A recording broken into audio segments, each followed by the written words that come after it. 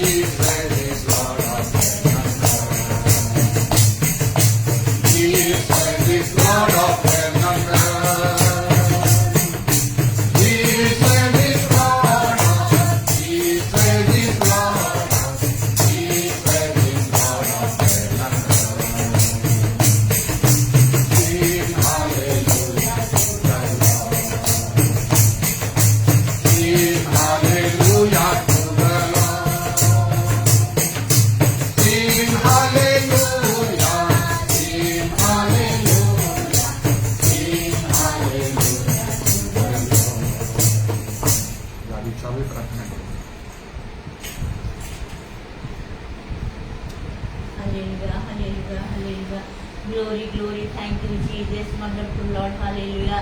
तुम्हें सर्वशक्तिमान परमेश्वर, हालेलुया, हालेलुया, हालेलुया। प्रभु तेरे सुखदारी पर सभी से प्रार्थना तुम्हारा प्रशंसा करेंगे। हाँ प्रभु, आओ से लोग 23,000 लोगों माने प्रभु तुमको तुमसे निकाल गीत गाना करते हैं, हालेलुया। ओ बाबा बाबा निखाला बंदा रबा प्रभु, हालेलुया, हालेलुया। की पवित्र तुम्हें की शाश्वत प्रभु, हालेलुया, हालेलुया, हालेलुया। अपना सुचेष्टाधार विशिष्ट मनुष्य प्रभु तुम्हें हमारी क्षमा करो प्रभु, हालेलुया, हालेलुया, हालेलुया। ते योग्यता पवित्रता मांगो नहीं, मात्र प्रभु तुम्हें दान करो, हालेलुया, हालेलुया। समस्त क्षेत्रରୁ समस्त पाप समस्त ମନ୍ଦତାରୁ ତୁମେ ଆମକୁ ରକ୍ଷା କରି ଉଦ୍ଧାର କରିଛ ପ୍ରଭୁ। ତୁମ ରକ୍ତରେ ତୁମେ ଧୋଇଛ ଆମର ପାପ ସବୁ ତୁମେ ଧୋଇ ଦେଇଛ ପ୍ରଭୁ। ତୁମ ନାମରେ ଧନ୍ୟବାଦ, ଧନ୍ୟବାଦ, ଧନ୍ୟବାଦ। ଆଜି ଯଦି ତୁମେ ଆମମାନଙ୍କୁ ପ୍ରେମ କରିନଥାନ୍ତ ପ୍ରଭୁ, ଆଜି ବି ପ୍ରଭୁ ଆମମାନେ ପ୍ରଭୁ ଅନ୍ୟମାନଙ୍କ ପରି ପ୍ରଭୁ ରସାତଳକୁ ଯାଇସାରିଥାନ୍ତୁ ପ୍ରଭୁ, ହାଲେଲୁୟା। ମାତ୍ର ତୁମେ ଦୟା କରିଛ ପ୍ରଭୁ, ତୁମେ ଆମଙ୍କ ପ୍ରତି ଦୀର୍ଘଶ୍ୱାସୀ ହେଇଛ ପ୍ରଭୁ। ସେଥିପାଇଁ ପ୍ରଭୁ ତୁମ ନାମକୁ ଧନ୍ୟବାଦ, ଧନ୍ୟବାଦ, ଧନ୍ୟବାଦ। ଓ ପ୍ରଭୁ ଆମଙ୍କର ସମସ୍ତ ପାପ ତୁମେ କ୍ଷମା କରିଛ, ସେଥିପାଇଁ ପ୍ରଭୁ ତୁମ ନାମର ଧନ୍ୟବାଦ, ଧନ୍ୟବାଦ, ଧନ୍ୟବାଦ। ତଥାପି ପ୍ରଭୁ ଆଜି ପର୍ଯ୍ୟନ୍ତ ଶିଷ୍ୟମାନଙ୍କର ପାଦ ଧୋଇବାର ମଧ୍ୟ ପ୍ରୟୋଜନ ପଡ଼ିଥିଲା। ସେଇ ପ୍ରକାର ଭାବରେ ପ୍ରଭୁ ଆମେ ଜଗତରେ ଚାଲୁ ଚାଲୁ ଓ ପ୍ରଭୁ ଆମମାନେ ଧୂଳି ଦୂଷର ହେଇଯାଉଛୁ ପ୍ରଭୁ। ଯେପରି ସେ ପରିଚାଳନ ବସ୍ତ୍ରକୁ ସର୍ବଦା ଶୁଭ୍ର କରି ରଖିପାରିବୁ ପ୍ରଭୁ, ତୁମେ ଆମକୁ ସାହାଯ୍ୟ କର, ହାଲେଲୁୟା, ହାଲେଲୁୟା, ହାଲେଲୁୟା। ଓ ବାବା ବାନି ଖାଲ ବନ୍ଧାରା ବାବା ଯେ ସବୁ ବାକ୍ୟ ଆମେ ଶୁଣିଅଛୁ ପ୍ରଭୁ, ସେ ସମସ୍ତ ବାକ୍ୟ ଅନୁସାରେ ତୁମେ ଆମମାନଙ୍କୁ ଓ ପ୍ରଭୁ ବିଚାର କରିବ ପ୍ରଭୁ, ହାଲେଲୁୟା, ହାଲେଲୁୟା, ହାଲେଲୁୟା। ଆଉ ସେଇଦିନ ତୁମେ ନିର୍ଦ୍ଦୋଷ ହଉ ପ୍ରଭୁ, ଆମେ କହିପାରିବୁ ନାହିଁ ଯେ ଏଇ ସମସ୍ତ ବାକ୍ୟ ଆମେ ଶୁଣି ନାହୁଁ, ହାଲେଲୁୟା, ହାଲେଲୁୟା, ହାଲେଲୁୟା, ହାଲେଲୁୟା। ଓ ବାବା ନି ଖାଲ ବନ୍ଧାରା ବାବା ନି ଖାଲ ବାବା, ହାଲେଲୁୟା, ହାଲେଲୁୟା। ଓ ପ୍ରଭୁ ଆଉ ସେଇଦିନ ଆଜି ତୁମେ ଦୟା କରିଛ, ଆଜି ତୁମେ କ୍ଷମା କରୁଛ ପ୍ରଭୁ। ସେଇଦିନ ତୁମ ପାଖରେ ଦୟା କ୍ଷମା କିଛି ନଥିବ ପ୍ରଭୁ, ମାତ୍ର ତୁମେ ନ୍ୟାୟ ବିଚାର କରୁଥାଏ କି ତୁମେ ଆସିଥିବ ପ୍ରଭୁ, ହାଲେଲୁୟା, ହାଲେଲୁୟା, ହାଲେଲୁୟା, ହାଲେଲୁୟା। জয় যিশু, জয় যিশু, জয় যিশু, জয় যিশু, জয় যিশু, হালেলুয়া। ଓ ପ୍ରଭୁ ଯେ ପ୍ରକାର ପ୍ରଭୁ ତୁମ ଦାସ ଆମମାନଙ୍କୁ ଶିକ୍ଷା ଦେଇଛନ୍ତି, ତଦନୁସାରେ ଯଦି ଆମେ କର୍ମ ମଧ୍ୟ ନ କରୁ ପ୍ରଭୁ, ଆଉ ସେଇ ବାକ୍ୟ ଅନୁସାରେ ଯଦି ଆମେ କର୍ମ ନ କରୁ ପ୍ରଭୁ, ତାହେଲେ ମଧ୍ୟ ଆମଙ୍କ ଦଶା ସେଇ ପ୍ରକାର ହେବ ପ୍ରଭୁ। ତୁମେ ଦୟା କର, ଦୟା କର। ଶୈତାନ ମଧ୍ୟ ଭୟଙ୍କର ଚତୁର ପ୍ରଭୁ, ଆଉ ସହଜରେ ବେଷ୍ଟନ କରି ପାପ ଗୁଡ଼ାରେ ଆମମାନଙ୍କୁ ପକାଇ ଦେଇଥାଏ ଅନେକ ସମୟରେ ପ୍ରଭୁ। ତୁମେ ଦୟା କର, ଦୟା କର।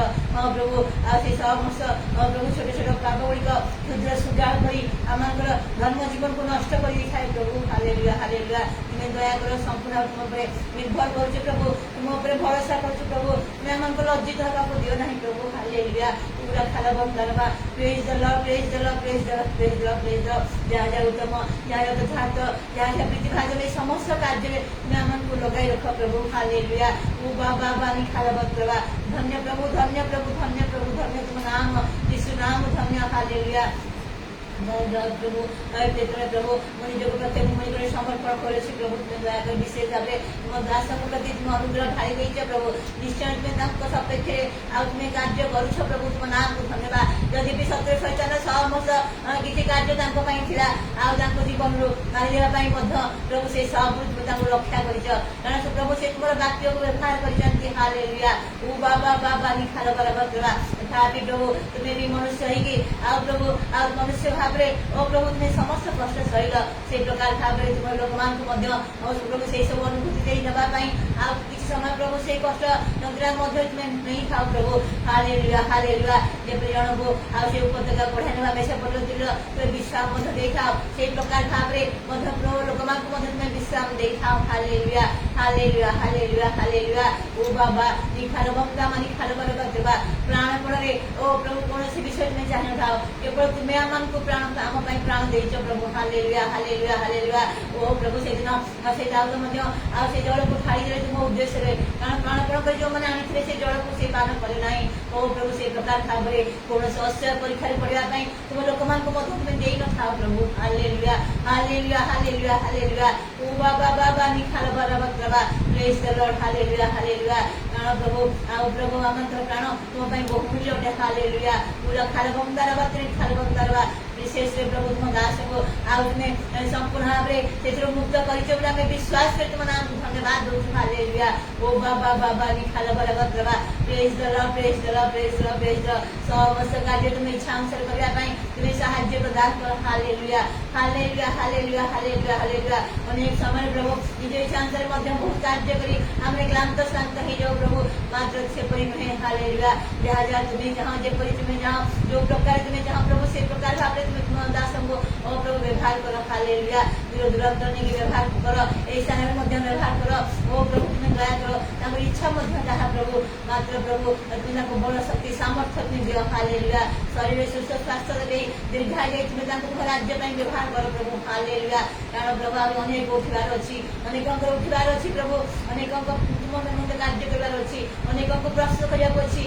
अनेक शिष्य करार अच्छी प्रभु तुम्हें साहाय्य कर हालेलुया ग्लोर बंदा मानी खार बराबर प्रभु तुम्हें दया कर ये प्रत्येक विषय दया कर ओ प्रभु जहाँ जहाँ प्रयोजन सरमनाथ साहाय्य कर ओ प्रभु दूर दूरांतर मंडली प्रार्थना कर प्रभु प्रत्येक जन प्रभु से प्रेम गोटे प्रेम स्थिर रे प्रभु तुम्हें साहाय्य कर आउ से चंद्रीभार भार तुम्हें बहन कर तुम्हें जेपरी चाहे से प्रकार कार्य तुम्हें से स्थान कर हालेलुया हालेलुया हालेलुया जो युवा मैंने उठौं प्रभु नुआ नुआ उठौं प्रभु से जासन अनेक जो मैंने उठौं प्रभु ओ प्रभु से सब कथा मनोजग दे शुणुंट प्रभु एवं से सब प्रकार भाव से आत्मा द्वारा परिचालित होगा इच्छा कर प्रभु जमी से परीक्षा न पड़े प्रभु तुम्हें से साहाय्य कर जमी शैतान से कौन प्रकार व्यतिग्रस्त करना प्रभु तुम्हें साहाय्य कर हालेलुया हालेलुया हालेलुया से जहाँ प्रयोजन सरमनात्म प्राण तुम्हें साधन कर प्रभु हालेलुया ओ बाबा बारी खाल बरबा प्रभा प्रभु इस स्थान में अच्छे प्रभु दीर्घ चतुष्पाश अनेक लोग अच्छा प्रभु तुम्हें दया कर जहाँ भी प्रभु से ज्योति से देखुं प्रभु से ज्योति निकट को आसी आपड़ा घास देवे प्रभु से प्रकार तुम अनुग्रह कर हालेलुया हालेलुया आज प्रभु आज अनेक जन तुम कथा कहूँ कि प्रभु तुम्हें जो मान आकर्षण कर केवल से तुम निकट को आसवे प्रभु हालेलुया हालेलुया तथा भी से कार्य जारी रखा साहाय्य कर निरुत्साहित हतोत्साह हवा नाम को दियो ना प्रभु तथा साध्य प्रभु तुम वाक्य प्रचार करने तुम्हें आमको साहाय्य कर अनुग्रह कर हालेलुया हालेलुया ओ बाबा बारी खाल बंदार बातरा ओ प्रभु निश्चय अनेक प्रभु विभिन्न प्रकार सुविधा सुजोग विभिन्न प्रकार स्वास्थ्य ये सब असुविधा समय आसती प्रभु आ सब से सुस्थ हमें और भूतग्रस्त सुस्थ हमें असुस्थ सुस्थ हमें कि परवर्ती समय से जहाँ करता करती प्रभु तुम्हें जान प्रभु प्रभु तुम्हें ही से कार्य कर तुम कार्य सुधा प्रभु आम नुह प्रभु आम साधन कर हालेलुया ओ बाबा बानी खाल बरबा तथापि प्रभु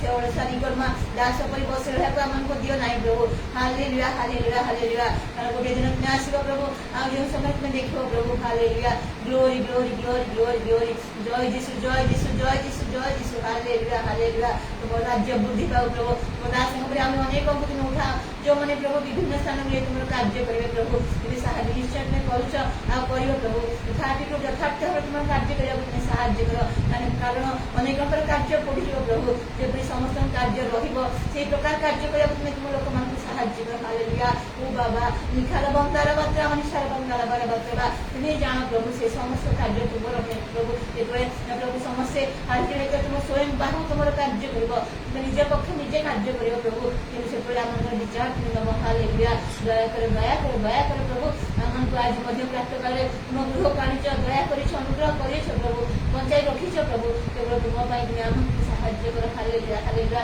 ତୁମ ଦାସକୁ ପ୍ରଭୁ ସମ୍ପୂର୍ଣ୍ଣ ଆତ୍ମାଙ୍କ ଦ୍ୱାରା ତୁମେ ପରିଚାଳିତ କରି ତାଙ୍କର ସମସ୍ତ ଭାର ତୁମେ ବହନ କର ଏବଂ ଆଜିର ପ୍ରାପ୍ତିକ ସେବା କାର୍ଯ୍ୟକୁ ମଧ୍ୟ ତୁମ ଆତ୍ମାଙ୍କ ଦ୍ୱାରା ପରିଚାଳିତ କରି ସାହାଯ୍ୟ କର। ସବୁ ଗୌରବ ତୁମକୁ, ମହିମା ତୁମକୁ, ସମ୍ଭ୍ରମ ତୁମକୁ। ଏଥିରେ ନିବେଦନ ପ୍ରାର୍ଥନା ପ୍ରଭୁ ଯୀଶୁଙ୍କ ନାମରେ ମାଗୁଛି।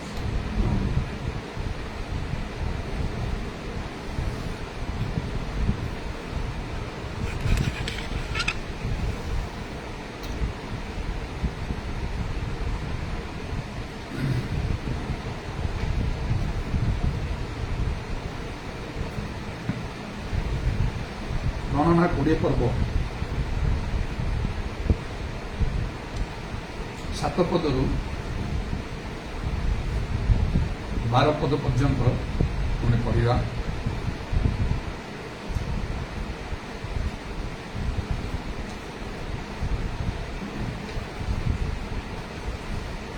ମତେ ସ୍ପଷ୍ଟ ରୂପେ ଦେଖାଯାଇପାରୁନାହିଁ, ସେଥିପାଇଁ ମୁଁ ଏ ଫୋନ୍ରୁ ପଢ଼ୁଛି। ଗଣନା 20 ପର୍ବ 7 ପଦରୁ 12 ପଦରେ ଏପରି ଲେଖା ଅଛି। ଏଥିରେ ସଦାପ୍ରଭୁ ମୂଷାଙ୍କୁ କହିଲେ, ତୁମ୍ଭେ ଯଷ୍ଟି ନିଅ, ପୁଣି ତୁମ୍ଭେ ଓ ତୁମ୍ଭ ଭାଇ ହାରୋନ ମଣ୍ଡଳୀକୁ ଏକତ୍ର କର, ଆଉ ତୁମେମାନେ ସେମାନଙ୍କ ଦୃଷ୍ଟି ଗୋଚରରେ ସେହି ଶୈଳକୁ ଆପଣା ଜଳ ଦେବା ପାଇଁ ଆଜ୍ଞା ଦିଅ। ତହିଁରେ ତୁମ୍ଭେ ସେମାନଙ୍କ ନିମନ୍ତେ ଶୈଳରୁ ଜଳ ବାହାର କରି ମଣ୍ଡଳୀକୁ ଓ ସେମାନଙ୍କ ପଶୁଗଣକୁ ପାନ କରାଇବ। ତଉ ମୂଷା ସଦାପ୍ରଭୁଙ୍କ ସମ୍ମୁଖରୁ ତାଙ୍କ ଆଜ୍ଞା ପ୍ରମାଣେ ଯଷ୍ଟି ନେଲେ। ପୁଣି ମୂଷା ଓ ହାରୋନ ସେହି ଶୈଳ ସମ୍ମୁଖରେ ସମାଜକୁ ଏକତ୍ର କଲେ। ଆଉ ସେ ସେମାନଙ୍କୁ କହିଲେ, ହେ ବିଦ୍ରୋହୀଗଣ ଶୁଣ, ଆମ୍ଭେମାନେ କି ତୁମମାନଙ୍କ ନିମନ୍ତେ ଏହି ଶୈଳରୁ ଜଳ ବାହାର କରିବା। ଦେବତାରେ ମୂଷା ହସ୍ତ ଉଠାଇ ଆପଣା ଯଷ୍ଟିରେ ଶୈଳକୁ 2 ଥର ଆଘାତ କଲେ। ତହିଁରେ ପ୍ରଚୁର ଜଳ ବାହାରିଲା। ପୁଣି ମଣ୍ଡଳୀ ଓ ସେମାନଙ୍କ ପଶୁଗଣ ପାନ କଲେ। ଏଥିରେ ସଦାପ୍ରଭୁ ମୂଷା ଓ ହାରୋନଙ୍କୁ କହିଲେ, ତୁମେମାନେ ଇସ୍ରାଏଲ ସନ୍ତାନମାନଙ୍କ ସାକ୍ଷାତରେ ଆମ୍ଭକୁ ପବିତ୍ର ବୋଲି ମାନ୍ୟ କରିବାକୁ ଆମ୍ଭଠାରେ ବିଶ୍ୱାସ କଲ ନାହିଁ। ଯେହେତୁ ଆମ୍ଭେ ଏହି ମଣ୍ଡଳୀକୁ ଯେଉଁ ଦେଶ ଦେଇଅଛୁ, ସେହି ଦେଶରେ ତୁମେମାନେ ସେମାନଙ୍କୁ ପ୍ରବେଶ କରାଇବ ନାହିଁ।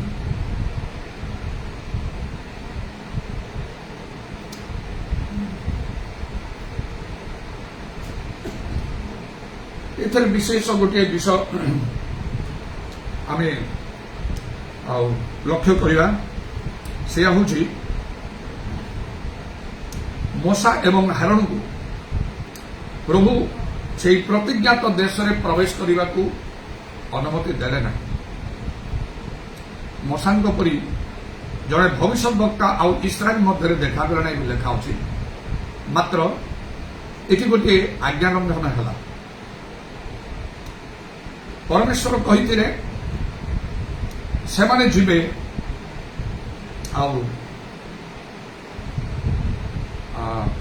ମୂଷା ଏବଂ ତାଙ୍କ ଭାଇ ହାରୋନ ମଣ୍ଡଳୀକୁ ଏକତ୍ର କରି ଆଉ ସେମାନେ ଯେଉଁ ଶୈଳ ସେଇ ନିକଟରେ ଥିଲା, ସେହି ଶୈଳକୁ ଆଜ୍ଞା ଦେବା ପାଇଁ ସେ କହିଲେ। କିନ୍ତୁ ସେମାନେ ସେପରି କଲେ ସୁଦ୍ଧା ଗୋଟିଏ ତ୍ରୁଟି ହେଲା ଯେ ମୂଷା ହସ୍ତ ଉଠେଇ 2 ଥର ଆଘାତ କଲେ, ଯାହା ପରମେଶ୍ୱର କହିନଥିଲେ, କିନ୍ତୁ ସେ ଶୈଳକୁ ଆଜ୍ଞା ଦେବା ପାଇଁ କହିଥିଲେ। ଆଉ ତେଣୁ ଏତେ ବଡ଼ ବିଚାର ସେମାନଙ୍କ ପ୍ରତି ଆସିଲା। ମୂଷା ଏବଂ ହାରୋନଙ୍କ ପ୍ରତି ପ୍ରଭୁ ନିଶ୍ଚୟ କ୍ରୋଧାନ୍ୱିତ ହେଲେ। ଆଉ କହିଲେ, ସେହି ପ୍ରତିଜ୍ଞାତ ଦେଶକୁ ତମାନେ ଯିବ ନାହିଁ, ବା ଏହି ଇସ୍ରାଏଲ ସନ୍ତାନମାନଙ୍କୁ ତୁମେ ପ୍ରବେଶ କରାଇବ ନାହିଁ। ଅନ୍ୟ ଦ୍ୱାରା ହବ, କିନ୍ତୁ ସେମାନଙ୍କ ଦ୍ୱାରା ହବ ନାହିଁ। ଏ ଦେଖନ୍ତୁ, ଏଥିପାଇଁ ଲେଖା ହେଉଛି, ଯଦି ଯତ୍ନପୂର୍ବକ ଆମ୍ଭର ଅବଧାନ କରିବ, ତେବେ ଯାଇ ପ୍ରଭୁ ତାଙ୍କର ପ୍ରତିଜ୍ଞା ସଫଳ କରିବେ, ମହତ୍ ମହତ୍ କର୍ମ କରିବେ। ବିଭିନ୍ନ ସ୍ଥାନରେ ବାଇବେଲରେ ସେପରି ଲେଖା ହେଉଛି। ପ୍ରଭୁ ରୋଗ ସୁସ୍ଥ କରିବେ ବୋଲି ମଧ୍ୟ ଯାତ୍ରା ପୁସ୍ତକ 15 ପର୍ବ 26 ପଦରେ କୁହାଯାଇଛି ଏବଂ ଦ୍ୱିତୀୟ ବିବରଣୀ 28 ପର୍ବରେ ମଧ୍ୟ କୁହାଯାଇଛି। ଯତ୍ନପୂର୍ବକ ଜିଓସ 1 ପର୍ବରେ କୁହାଗଲା, ବାକ୍ୟର ଡାହାଣ ବାମକୁ ଯିବ ନାହିଁ। ଯାହା ପ୍ରଭୁ କହୁଛନ୍ତି ଏକ୍ଜାକ୍ଟଲି ତାହା। ତେଣୁ ଏଇଠୁ ଆମେ ପ୍ରଥମେ ଚିନ୍ତା କରିବା କଥା, ପ୍ରଭୁ ସେପରି ଲୋକମାନଙ୍କୁ ଖୋଜୁଛନ୍ତି ଯେଉଁମାନେ ତାଙ୍କର କଥା ଅନୁସାରେ କରିବେ। ନିଜର ବିଚାରରେ ନାହିଁ। ତେଣୁ ଲେଖା ହେଉଛି ତୁମର ସୁବିବେଚନାରେ ତୁମେ ଆଉଜି ପଡ଼ ନାହିଁ, ନିଜ ଜ୍ଞାନରେ ଜ୍ଞାନବାନ ହୁଅ ନାହିଁ, ନିଜ ବୁଦ୍ଧିରେ ବୁଦ୍ଧିମାନ ହୁଅ ନାହିଁ, ସଦା ସର୍ବାନ୍ତକଣରେ ସଦାପ୍ରଭୁଙ୍କରେ ବିଶ୍ୱାସ କର। ଅର୍ଥ ପ୍ରଭୁ ଯାହା କହନ୍ତି କେବଳ ତାହା କରିବା। ସେପରି ଲୋକଙ୍କୁ ପ୍ରଭୁ ଖୋଜୁଛନ୍ତି। ସେଥି ନିମନ୍ତେ ଆଉ ଜିଓସଙ୍କୁ ଯେତେବେଳେ ଦାୟିତ୍ୱ ଦିଆଗଲା, ତାଙ୍କୁ ପରମେଶ୍ୱର ଆରମ୍ଭରେ ଜିଓସ ଏକ ପର୍ବରେ ହିଁ ତାଙ୍କୁ ଆଉ ସାବଧାନ କରେଇଲେ, ସଚେତନ କରେଇଲେ, ଆମ୍ଭ ବାକ୍ୟର ଡାହାଣ ବାମକୁ ଯିବ ନାହିଁ। ଯଦି ମଶାଙ୍କ ପ୍ରତି ଏ ରୂପ ଘଟିଲା, ଆଉ କାହାକୁ ପରମେଶ୍ୱର ଛାଡ଼ିଦେବେ? ପରେ ମଶା ପ୍ରଭୁଙ୍କ ନିକଟରେ ପ୍ରାର୍ଥନା କଲେ, ବିନତି କଲେ, ମୋତେ ସେ ରମ୍ୟ ଦେଶକୁ ଯିବାକୁ ଦିଅ, সেই ପ୍ରତିଜ୍ଞାତ ଦେଶକୁ, ସେ ଦୁଗ୍ଧ ମଧୁ ପ୍ରବାହୀ ଦେଶକୁ, ଆଉ ଯାହାକି ଆଉ ବାଇବଲରେ ଲେଖା ହେଉଛି ସମସ୍ତ ଦେଶର ଗୌରବ, glory of all lands, beauty of all lands, ସମସ୍ତ ଦେଶର ସୌନ୍ଦର୍ଯ୍ୟ, ସେହି ପ୍ରକାର ଦେଶ ଜଗତରେ ନାହିଁ। ଜଗତର ମଧ୍ୟସ୍ଥାନରେ ସେହି ଦେଶକୁ ରଖାଯାଇଛି। ସେହି ଇସ୍ରାଏଲ ଦେଶ ବା ଲ୍ୟାଣ୍ଡ ଅଫ୍ ପାଲେଷ୍ଟାଇନ୍ ଅତି ଉତ୍ତର ଦେଶ। ଆଉ ଏବେ ମଧ୍ୟ ସେହି ପ୍ରକାର ଭାବରେ ରହିଛି। ତାକୁ ଦୁଗ୍ଧ ମଧୁ ପ୍ରବାହୀ ଦେଶ ବୋଲି ମଧ୍ୟ ବାଇବଲରେ କୁହାଯାଇଛି। ଲ୍ୟାଣ୍ଡ ଫ୍ଲୋଇଂ ୱିଥ୍ ମିଲ୍କ ହାନି। ବର୍ଷ ଆରମ୍ଭରୁ ବର୍ଷର ଶେଷ ପର୍ଯ୍ୟନ୍ତ ପ୍ରଭୁଙ୍କ ଦୃଷ୍ଟି ତହିଁ ଉପରେ ରହିଛି। ଏପରି ବିଷ ପ୍ରଭୁ ତାଙ୍କ ଲୋକମାନଙ୍କୁ ଦେଲେ। ଆଜି ମଧ୍ୟ ପ୍ରଭୁଙ୍କର ମନ ସେମିତି। ପ୍ରଭୁଙ୍କ ଲୋକମାନଙ୍କୁ ସବୁଠାରୁ ଭଲ ବିଷ ଦେବା ପାଇଁ, ଗୁଡ୍ ନାହିଁ, ବେଟର ନାହିଁ, କିନ୍ତୁ ବେଷ୍ଟ, ସବୁଠାରୁ ଉତ୍ତମ ବିଷ ଦେବା ପାଇଁ ଚାହାନ୍ତି।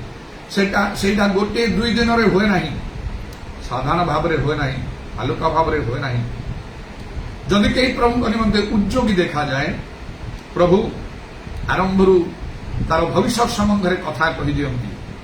ତା ପାଇଁ ପ୍ରଭୁଙ୍କର ସଂକଳ୍ପ କ'ଣ? ପୃଥିବୀର ଆକାଶ ମଣ୍ଡଳ ଉଚ୍ଚତର କହି ଯେପରି ଯେସାୟା 55 ପର୍ବ 8-9 ପଦରେ ଲେଖା ହେଉଛି। ଆଉ ସେହି ପ୍ରକାର କଥା ସ୍ୱପ୍ନ, ଦର୍ଶନ, ଭାବବାଣୀ ଦ୍ୱାରା ପ୍ରଭୁ ପ୍ରକାଶ କରିଦିଅନ୍ତି। ମାତ୍ର ଅନେକଙ୍କ ଜୀବନରେ ତାହା ବିଫଳ ହୁଏ, ସଫଳ ହୁଏ ନାହିଁ। କାରଣ ପ୍ରଭୁଙ୍କ ଲୋକମାନେ ପ୍ରଭୁଠାରେ ସ୍ଥିର ରୁହନ୍ତି ନାହିଁ।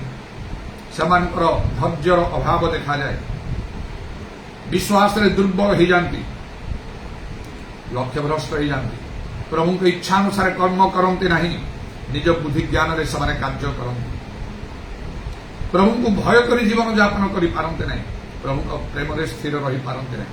ସେଥିପାଇଁ ତାହା ସେମାନଙ୍କ ପ୍ରତି ଘଟେ ନାହିଁ। କାରଣ ପରମେଶ୍ୱର ଅବ୍ରାହ୍ମଙ୍କୁ କହିଥିଲେ ତୁମର ଭବିଷ୍ୟତ ବଂଶକୁ ଏ ଦେଶ ଦେବା। 400 ବର୍ଷ ଅନ୍ୟ ଦେଶରେ ସେମାନେ ପ୍ରବାସୀ ହେଲା ପରେ କ୍ଲେଶ ଭୋଗିବେ, ଆଉ ତାପରେ ସେ ଏ ଦେଶର ବିଚାର କରିବା, ଆଉ ବହୁତ ଧନ ସମ୍ପତ୍ତି ସହିତ ସେମାନଙ୍କୁ ବାହାର କରିକି ଆଣିବା। ତୁମର ଭବିଷ୍ୟତ ବଂଶ ସମସ୍ତଙ୍କୁ, ଅବ୍ରାହ୍ମଙ୍କର ଆଉ ବଂଶଧର ସମସ୍ତଙ୍କୁ ସେ ଦେଶକୁ ଆଣିବା ପାଇଁ ପରମେଶ୍ୱର ଚାହିଁଲେ। ସେହିପରି ଭାବରେ ସେ ବାହାର କଲେ, ମିଶରରୁ ବାହାରିଲେ, ସମସ୍ତେ ବାହାରିଲେ, ଜଣକୁ ମଧ୍ୟ ଛଡ଼ା ହେଲା ନାହିଁ। ଗୋଟିଏ ଗୋରୁ ବା କୌଣସି ତାଙ୍କର ପଶୁ ପଲ ମଧ୍ୟରୁ ଗୋଟିଏକୁ ମଧ୍ୟ ଛଡ଼ାଗଲା ନାହିଁ। ମଶା କଲେ ଗୋଟିଏ ଖୁରା ବି ଅବଶିଷ୍ଟ ହେଲେ, ସମସ୍ତେ ବାହାରିଯିବ, ସମସ୍ତଙ୍କୁ ପରମେଶ୍ୱର ବାହାର କରି ଆଣିଲେ। ଶୁଭ ସାଗରକୁ ବିଭକ୍ତ କରି ସମସ୍ତଙ୍କୁ ସେ ଆଣିଲେ। ସେଇ ଆଉ ଶୈଳରୁ ଯେତେବେଳେ ଜଳ ନିର୍ଗତ କଲା, ସମସ୍ତେ ପାନ କଲେ, ସମସ୍ତେ ନାନା ଖାଉଥିଲେ। ମାତ୍ର ଯେତେବେଳେ ପ୍ରକୃତ ସମୟ ପହଞ୍ଚିଲା ସେଠି ପ୍ରବେଶ କରିବାକୁ ପୁରୁଷ ଲୋକମାନଙ୍କ ମଧ୍ୟରେ ଆଉ ଝିଅ କାଲି ଛଡ଼ା 20 ବର୍ଷର ଉର୍ଦ୍ଧ୍ୱ କୌଣସି ଲୋକ ସେଠି ପ୍ରବେଶ କରିପାରିବେ ନାହିଁ ବୋଲି ପରମେଶ୍ୱର ଶପଥ କରି କହିଲେ, ଆଉ ତାହା ହିଁ ହେଲା। ଏପରିକି ପ୍ରକୃତରେ ଚିନ୍ତାର ବିଷୟ ଯେ ମଶା ନିଜେ ପ୍ରବେଶ କରିପାରିଲେ ନାହିଁ, ହାରୁନ ପ୍ରବେଶ କରିପାରିଲେ ନାହିଁ, ତାଙ୍କ ଭଉଣୀ ମରିୟମ ପ୍ରବେଶ କରିପାରିଲେ ନାହିଁ, ମାତ୍ର ଅନ୍ୟମାନେ ପ୍ରବେଶ କଲେ। ପ୍ରଭୁଙ୍କର କାର୍ଯ୍ୟ କେବେ ବି ବନ୍ଦ ହେବ ନାହିଁ। ପ୍ରଭୁଙ୍କୁ ସନ୍ତୁଷ୍ଟ କଲା ପରି କାର୍ଯ୍ୟ ତ ପ୍ରଭୁ ଚାହାନ୍ତି। ଯାହା ପ୍ରଭୁ ବାକ୍ୟରେ ଲେଖା ହେଉଛି ସେ ଅନୁସାରେ କାର୍ଯ୍ୟ କରିବାକୁ ତ ପ୍ରଭୁ ଚାହାନ୍ତି। ଗୋଟେ କଥା ମନେ ରଖିବାକୁ ହେବ, ଯଦି ପ୍ରଭୁ ଜଣକୁ ଚାହାନ୍ତି ଆଉ ତାକୁ ଉଠାନ୍ତି, ସେ ଯଦି ଅଯୋଗ୍ୟ ହୋଇଯାଏ, ଯୋଗ୍ୟ ଭାବରେ ଆଚରଣ କରେ ନାହିଁ, ପ୍ରଭୁଙ୍କର କାର୍ଯ୍ୟ କେବେ ବି ବନ୍ଦ ହେବ ନାହିଁ। ସେହି ସ୍ଥାନରେ ଆଉ ଜଣେ ଲୋକ ଉଠିବ, ଆଉ କାର୍ଯ୍ୟ କରିବ। ସେ ପ୍ରଭୁଙ୍କର ସନ୍ତୋଷଜନକ କାର୍ଯ୍ୟ କରିବ, ପ୍ରଭୁଙ୍କର ବାକ୍ୟକୁ ସମ୍ପୂର୍ଣ୍ଣ ସଫଳ କରି କାର୍ଯ୍ୟ କରିବ। ଏପରି ଲୋକମାନଙ୍କୁ ପ୍ରଭୁ ଖୋଜୁଛନ୍ତି। ଆଉ ମାତ୍ର ସୁଯୋଗ ସ୍ୱରୂପେ ପରମେଶ୍ୱର ଆଉ କିଛି ସମୟ ଦେଇ ଦିଅନ୍ତି, ଯେପରିକି ଯଦି କୌଣସି ପ୍ରଭୁଙ୍କ ଲୋକ ଆଉ ସେ ଭୁଲ କରେ, ତ୍ରୁଟି କରେ, ସେ ଆଉ ଅତି ଶୀଘ୍ର ସେଥିରୁ ଫେରିବ, ନିଜକୁ ସଜାଡ଼ିବ, ପ୍ରଭୁଙ୍କର ନିଜକୁ ସମର୍ପଣ କରିବ। ତେଣୁ ଏଠି ଆମେ ଦେଖୁଛୁ ମୋଶା ଏବଂ ହାରୋନଙ୍କ ବିଷୟରେ ସେମାନଙ୍କ ଦ୍ୱାରା କେତେ ସବୁ କାର୍ଯ୍ୟ ନ ହେଲା, ମାତ୍ର ଏପରି ଗୋଟିଏ ସମୟରେ ଏମିତି ହେଇଗଲା ଯେ ପରମେଶ୍ୱର କହିଲେ ସେଇ ଶୈଳକୁ ଆଜ୍ଞା ଦିଅ। ମୋଶା 2 ଥର ଆଘାତ କଲେ ସେ ଯଷ୍ଟିରେ, ପ୍ରଭୁଙ୍କ ଆଜ୍ଞା ବାହାର କାର୍ଯ୍ୟ ହେଲା। ଆଉ ଅନ୍ୟ ସ୍ଥାନରେ ଲେଖା ହେଉଛି ଆଉ ତୁମାନଙ୍କ ହେତୁ ଅର୍ଥାତ୍ ସେ ଇସ୍ରାଏଲ ସନ୍ତାନମାନଙ୍କ ହେତୁ ମୋଶାଙ୍କ ପ୍ରତି ବିପଦ ଘଟିଲା, କାରଣ ସେ ବିରକ୍ତି ହେଇଗଲେ ଲୋକମାନଙ୍କର ସବୁ ଆଚରଣରେ, ଆଉ ଯଦ୍ୱାରା ତାଙ୍କୁ ଏପରି ଗୋଟେ ଭୁଲ କରିବାକୁ ପଡ଼ିଲା। ବିରକ୍ତି ହେଇ କ୍ରୋଧ କରିକି ସେ ଆଜ୍ଞା ଦେବା ପରିବର୍ତ୍ତେ ଆଘାତ କଲେ ଆଉ 2 ଥର କରିଗଲେ। କିନ୍ତୁ ତାପରେ ସେମିତି କିଛି ଲେଖା ହିଁ ନାହିଁ ଯେ ସେ ପ୍ରଭୁଙ୍କ ନିକଟରେ କ୍ଷମା ପ୍ରାର୍ଥନା କଲେ କି ନାହିଁ, ପ୍ରଭୁ ତୁମେ ଏମିତି କହିଥିଲ, ମୁଁ ଏପରି କରିଦେଲି, ଭୁଲ ହେଇଗଲା ମୋର, ସେପରି ବିଷବିତ କିଛି ନାହିଁ। ତାପରେ ପରମେଶ୍ୱର କହିଲେ ତୁମେ ଆଉ এই ମଣ୍ଡଳୀକୁ ପ୍ରବେଶ କରାଇବ ନାହିଁ ସେ ପ୍ରତିଜ୍ଞାତ ଦେଶରେ, ଆଉ କେହି ବି କରିବ, ତୁମେ କରିବ ନାହିଁ। କିନ୍ତୁ ତାଙ୍କ ପରି ସେ ମୋଶାଙ୍କ ପରି ଆଉ ଜଣେ ଲୋକ ଉଠିଲା ନାହିଁ, ଏତେ ଶକ୍ତିର ସହିତ କାର୍ଯ୍ୟ କରି ପରମେଶ୍ୱରଙ୍କୁ ଯେ ସାମ୍ନା ସାମ୍ନି ଦେଖିଥିଲା ପରି ବିଶ୍ୱ ସବୁ ଲେଖା ହେଇଛି। ଯେଉଁ ସବୁ ଆଶ୍ଚର୍ଯ୍ୟ କର୍ମମାନ ତାଙ୍କ ଦ୍ୱାରା ସାଧନ, ସେପରି ଆଉ ଜଣେ ଭବିଷ୍ୟତ ବକ୍ତା ଉଠିଲେ ନା, ଉଠିଲେ ଅନେକ, ମାତ୍ର ମୋଶାଙ୍କ ପରି କେହି ନାହିଁ। ହେଲେ ବି ପ୍ରଭୁ ଆଉ ତାଙ୍କ ପ୍ରତି ବିମୁଖାପେକ୍ଷା କଲେ ନାହିଁ, ତାଙ୍କୁ ଛାଡ଼ିଦେଲେ ନାହିଁ। ହଉ ଏମିତି ତ କଲା, ସେ କଲେ, ଆଉ ତାଙ୍କୁ ଛାଡ଼ିଦେବା ସେଇ ପ୍ରକାର କଲେ ନାହିଁ, ସାଙ୍ଗେ ସାଙ୍ଗେ ବିଚାର ପ୍ରକାଶ କଲେ। ଆଉ ପ୍ରକୃତରେ ସେଗୁଡ଼ିକ ଲେଖା ହେଉଛି ଯେ ପରମେଶ୍ୱରଙ୍କର ଦୟା ଓ କଠୋରତା ବୁଝ। ସେ ଯେତେବେଳେ ବିଚାର କରିବେ ସେତେବେଳକୁ କାହାରି ପକ୍ଷପାତ କରିବେନି, ସେତେବେଳେ ସେ ଆଉ ଦୟା କରିବେ ନାହିଁ। ତାଙ୍କ ପ୍ରାର୍ଥନା ବି ଶୁଣାଗଲା ନାହିଁ। ତାହେଲେ ପରମେଶ୍ୱର ନିକଟରେ ମୋଶା କହିଲେ ପରେ ମୋତେ ସେଇ ଦେଶକୁ ଯିବାକୁ ଦିଅ। ପରମେଶ୍ୱର କଣ କହିଲେ? ତାଙ୍କୁ ସିଧାସଳଖ କହିଲେ ଏଇ ବିଷୟରେ ତୁମେ ଆମକୁ ଆଉ କିଛି କୁହ ନାହିଁ, ତୁମର ଯଥେଷ୍ଟ ହେଲା, ଏ ପର୍ବତ ଉପରକୁ ଉଠ, ତୁମେ ଦେଖିବ ସେ ସମସ୍ତ ଦେଶ। ତାଙ୍କର ଦୃଷ୍ଟି ଶକ୍ତିକୁ ଯଥେଷ୍ଟ ବଢ଼େଇ ଦେଲେ, ବହୁ ଦୂର ପର୍ଯ୍ୟନ୍ତ ପୁରା ସେଇ ଇସ୍ରାଏଲ ଦେଶକୁ, ଲ୍ୟାଣ୍ଡ ଅଫ୍ ପାଲେଷ୍ଟାଇନକୁ ସେ ଦେଖିପାରିଲେ। ପରମେଶ୍ୱର କହିଲେ ତୁମେ ଦେଖୁଛ ଚକ୍ଷୁରେ, ମାତ୍ର ପ୍ରବେଶ କରିପାରିବ ନାହିଁ, କାରଣ ସମସ୍ତ ମଣ୍ଡଳୀ ସାକ୍ଷାତରେ ଆମକୁ ପବିତ୍ର ବୋଲି ତୁମେ ମାନ୍ୟ କଲ ନାହିଁ।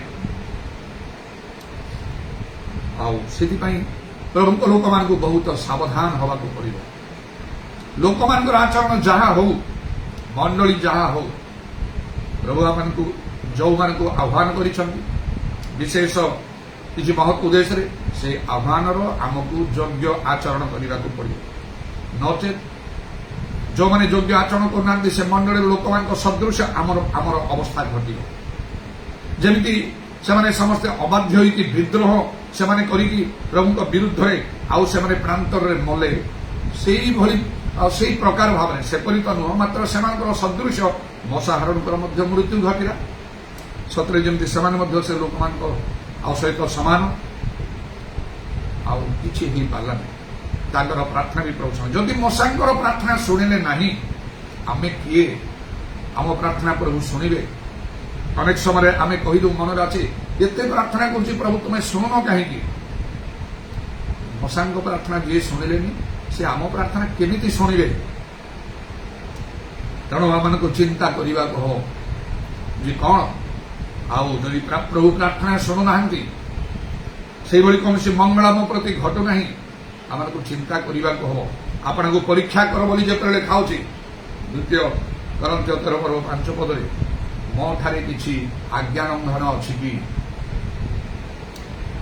ପ୍ରଭୁ କିଛି ଯଦି ଆପଣଙ୍କୁ ସିଧାସଳଖ କହୁଛନ୍ତି, ସେଟା ଆପଣ ମାନିବାକୁ ବାଧ୍ୟ, ତା ପାଇଁ କ୍ଷମା ନାହିଁ ମନେ ରଖନ୍ତୁ।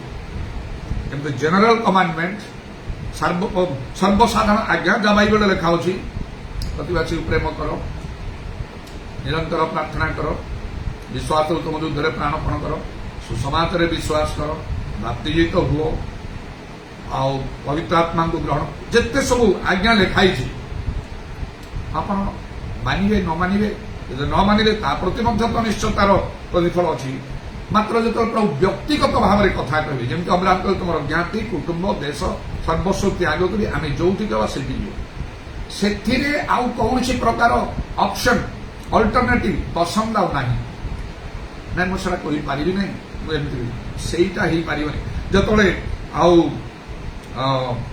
ଜୁନସଙ୍କୁ ମଧ୍ୟ ପରମେଶ୍ୱର କହିଲେ ନିନିବି ମହାନଗରକୁ ଯା, ସେତେବେଳେ ସେ କହିଲେ ତର୍ସିସ୍ ହେଇପାରିବ ନାହିଁ। ସେତେବେଳେ ଆପଣଙ୍କୁ ଯଦି ପ୍ରଭୁ ବ୍ୟକ୍ତିଗତ ଭାବରେ କିଛି କଥା କହୁଛନ୍ତି ଆଉ କିଛି ଉପାୟ ନାହିଁ, ଆପଣଙ୍କୁ ସେଟା ସମ୍ପୂର୍ଣ୍ଣ ମାନିବାକୁ ବାଧ୍ୟ। ନଚେତ୍ ଗୋଟିଏ ସ୍ଥାନରେ ଲେଖା ଅଛି ପରମେଶ୍ୱର କହୁଛନ୍ତି ଆମେ ସେମାନଙ୍କର ବିପକ୍ଷ ହେବା, ଆପଣଙ୍କ ବିପକ୍ଷରେ ପ୍ରଭୁ ଠିଆ ହେବେ। ଆପଣ ଜାଣିପାରିବେ ନାହିଁ। ଯେମିତି ଆଉ ସେ ବିଲିୟମ ଭବିଷ୍ୟତ ବକ୍ତା, ଆଉ ସେ ଯାହାକୁ ଆଶୀର୍ବାଦ କଲେ ସେ ଆଶୀର୍ବାଦ ପାଉଥିଲା, ଯାହାକୁ ଅଭିଶାପ ଦେଲେ ସେ ଅଭିଶାପ ପାଉଥିଲା। ବାଲାକ ରାଜା କିପରି ତାକୁ ଭରା ସୂତ୍ର ନେଇକି ତାକୁ ଆଉ ସେ ଡାକିଲା ଇସ୍ରାଏଲକୁ ଅଭିଶାପ ଦେବା ପାଇଁ। ଆଉ ଯେତେବେଳେ ବିଲିୟମ ଆଉ ସେ ଯାଉଛନ୍ତି ସେହି ସମୟରେ ପରମେଶ୍ୱରଙ୍କର ଦୂତ ଖଡ୍ଗ ହସ୍ତରେ ତାଙ୍କର ସମ୍ମୁଖରେ ନିଷ୍କୋଷ ଖଡ୍ଗ ଧରି ଆଉ ସେ ଖଡ୍ଗ ଦ୍ୱାରା ତାଙ୍କ ବିପକ୍ଷରେ ଠିଆ ହେଲେ। ବିଲିୟମ ଯୋଉ ଗଧ ଉପରେ ବସିକି ଯାଉଥିଲେ ସେ ଗଧ ଦେଖୁଛି ମାତ୍ର ସେ ଦେଖି ପାରୁନାହାନ୍ତି। ସେହିପରି ପରମେଶ୍ୱର ନିଜେ ଆପଣଙ୍କର ବିପକ୍ଷ ହେଇଯିବେ, ଆଉ ସେଇଟା ବହୁତ ଭୟଙ୍କର ବିଷୟ ହେବ। ଯେମିତି ସାଉଲଙ୍କୁ ପରମେଶ୍ୱର ମନୋନୀତ କଲେ ଇସ୍ରାଏଲର ପ୍ରଥମ ରାଜା ସ୍ୱରୂପେ, ସାମୁଏଲ ଭବିଷ୍ୟତ ବକ୍ତାଙ୍କ ଦ୍ୱାରା ଅଭିଷେକ ଦେଲେ, ଈଶ୍ୱରଙ୍କର ଆତ୍ମା ତାଙ୍କ ଉପରକୁ ଆସିଲେ, ସେ ଭବିଷ୍ୟତବାଣୀ କହିଲେ। କେତେ ସମୟ ପାଇଁ ଫିଲିଷ୍ଟିୟମାନଙ୍କୁ ଯୁଦ୍ଧରେ ସେ ଜୟ ମଧ୍ୟ ହେଲେ, ମାତ୍ର ଯେତେବେଳେ ଆଜ୍ଞା ଲଙ୍ଘନ କଲେ ତାଙ୍କୁ କୁହାଯାଇଥିଲା ଆଉ ଆମେ ସେଇ ଅମାଲେକମାନଙ୍କୁ ନିଃଶେଷ ରୂପେ ବଦ୍ଧ କରିବ, କିଛି ବି ରଖିବ ନାହିଁ। ଆଜ୍ଞା ଲଙ୍ଘନ କଲେ, ସମସ୍ତଙ୍କୁ ମାରିଛନ୍ତି। ସେ କେତେ ହଜାର ଲୋକ ନଥିବେ, ସମସ୍ତଙ୍କୁ ମାରିଛନ୍ତି। ଜଣେ ଲୋକ ଗୋଟିଏ ରାଜାକୁ ବଞ୍ଚେଇଲେ, ଆଉ ଲୋକମାନେ ସେ ହୃଷ୍ଟପୁଷ୍ଟ ପଶୁ ଦେଖିକି ସେଥିରୁ କିଛି ସେମାନେ ନେଲେ, ବସ୍ ଆଉ କିଛି ନାହିଁ। ଯେତେବେଳେ ସେ ବି ଅନୁତାପ କଲେ ମୁଁ ପାପ କରିଛି କହି ପରମେଶ୍ୱର ଆଉ ଶୁଣିଲେ ନାହିଁ। ତାଙ୍କୁ ପରମେଶ୍ୱର କହିଲେ ତାଙ୍କୁ ଆମେ ଅଗ୍ରାହ୍ୟ କଲୁ, ମାନେ ଅଗ୍ରାହ୍ୟ ହେଇ ହିଁ ଗଲେ। ସେ ଆସ୍ତେ ଆସ୍ତେ ତାଙ୍କ ଅବସ୍ଥା ଖରାପ ହେବାକୁ ଲାଗେ। ଯାହାଙ୍କ ଉପରକୁ ପରମେଶ୍ୱରଙ୍କ ଆତ୍ମା ଅଛି, ସେ ଭାଉବାଣୀ କହୁଥିଲେ, ପ୍ରଭୁ ତାଙ୍କର ସଙ୍ଗରେ ରହିଲେ, ସବୁ କାର୍ଯ୍ୟ ସଫଳତା ମିଳୁଥିଲା। ଗୋଟେ ମନ୍ଦାତ୍ମା ଆସି ତାଙ୍କୁ ବିରକ୍ତ କରିବାକୁ ଲାଗିଲା। ସେଥିପାଇଁ ଆମକୁ ଚିନ୍ତା, ଯଦି କୌଣସି ଲୋକ ବେଶୀ ବିରକ୍ତ ହୁଏ ସେଟା ଗୋଟେ ଶୈତାନର କାର୍ଯ୍ୟ ବୋଲି ଜାଣିବା। ଆପଣଙ୍କୁ ବିରକ୍ତ କର ନାହିଁ ଲେଖା ହେଉଛି ଗୀତା ସଂହିତା 34 ପର୍ବରେ। ସୁକର୍ମ କର ଦେଶରେ ବାସ, ପ୍ରଭୁଙ୍କ ହାତରେ ସମସ୍ତ ବିଷୟ ସମର୍ପଣ କରିବା ଆବଶ୍ୟକ। ଆଉ ସେଥିପାଇଁ ଯଦି ବ୍ୟକ୍ତିଗତ ଭାବରେ ପ୍ରଭୁ କାହାକୁ କିଛି କଥା କହନ୍ତି ସେଇଟା ସେ ମାନିବାକୁ ବାଧ୍ୟ, ନହେଲେ ଅସୁବିଧା ହେବ। ଯାହା କିଛି ହେଲେ ମଧ୍ୟ ସେ ଅବ୍ରାହମକୁ ଯେମିତି କରି ଜ୍ଞାତି କରୁ ଦେଶ ତ୍ୟାଗ କରି ବାହାରି ଯାଉ ଦୌଡ଼ି କହିଲା, ସେତେବେଳେ ମୋ ପାଇଁ ମଧ୍ୟ ସେଇ ପ୍ରକାର ଗୋଟିଏ ବିଷୟ ଘଟିଲା। ଯେତେବେଳେ ଆମେ ନିଜେ ଗାଁରେ ରହି ଯଜପୁର ଜିଲ୍ଲାର ମୋହନାରେ ଆଉ ଗୋଟେ ଛୋଟ ଜାଗା ମଧ୍ୟ କିଛି ବିଭିନ୍ନ ପ୍ରକାର ଭାବରେ ଦାନ ସୂତ୍ରରେ ଯାହା କିଛି ପାଇଲି ସେଥିରେ ସେ ଜାଗାଟି କିଣିଲି। ଆଉ ହାଇୱେ ରୋଡ ସାଇଡରେ ପୁଣି ସେଇଠି ଘର ବନେଇବା କାମ, ତା ପୂର୍ବରୁ ବି ପ୍ରଭୁ କେତେ ଥର କଥା କହୁଥିଲେ ସ୍ୱପ୍ନ ଦର୍ଶନ ଦ୍ୱାରା, ଯାହା ମୁଁ ଡାଏରୀରେ ଲେଖୁଥିଲି କଟକ ଆସିବା ପାଇଁ। ସେ ମକରବାଇ ସାହିରେ ଯୋଉ ପେଣ୍ଟିକୋଷ୍ଟାଲ ଚର୍ଚ୍ଚ ଅଛି, ଚର୍ଚ୍ଚ ଅଫ୍ ଗଡ୍ ଇନ୍ ଖ୍ରାଇଷ୍ଟ, ସେଠିକି ଯିବା ପାଇଁ ମୁଁ ଭାବି ପାରୁନଥିଲି ସ୍ୱପ୍ନ ଦର୍ଶନ କରୁ। ସେଇ ଅନୁସାରେ ସମୟ ଆସିଲା, ଯେମିତି ମୁଁ ସ୍ୱପ୍ନ ଦେଲି ତଦନୁସାରେ ହେଲା, ହେଲେ ମଧ୍ୟ ସେଇ ଘରଟି ବନେଇବା ପାଇଁ ଆରମ୍ଭ। କେମିତି ପ୍ରତିବନ୍ଧକ ସୃଷ୍ଟି ହେଲା। ହଠାତ୍ ଦିନେ ଆଉ ଜଣେ ବିଶିଷ୍ଟ ଲୋକ ଆସି ସେଇ କାମ କରିବା ଜାଗାରେ ଠିଆ ହେଇକି ଯେଉଁମାନେ କରୁଥିଲେ ସେମାନଙ୍କୁ ମନା କରିଦେଲେ, ବନ୍ଦ କର କାମ।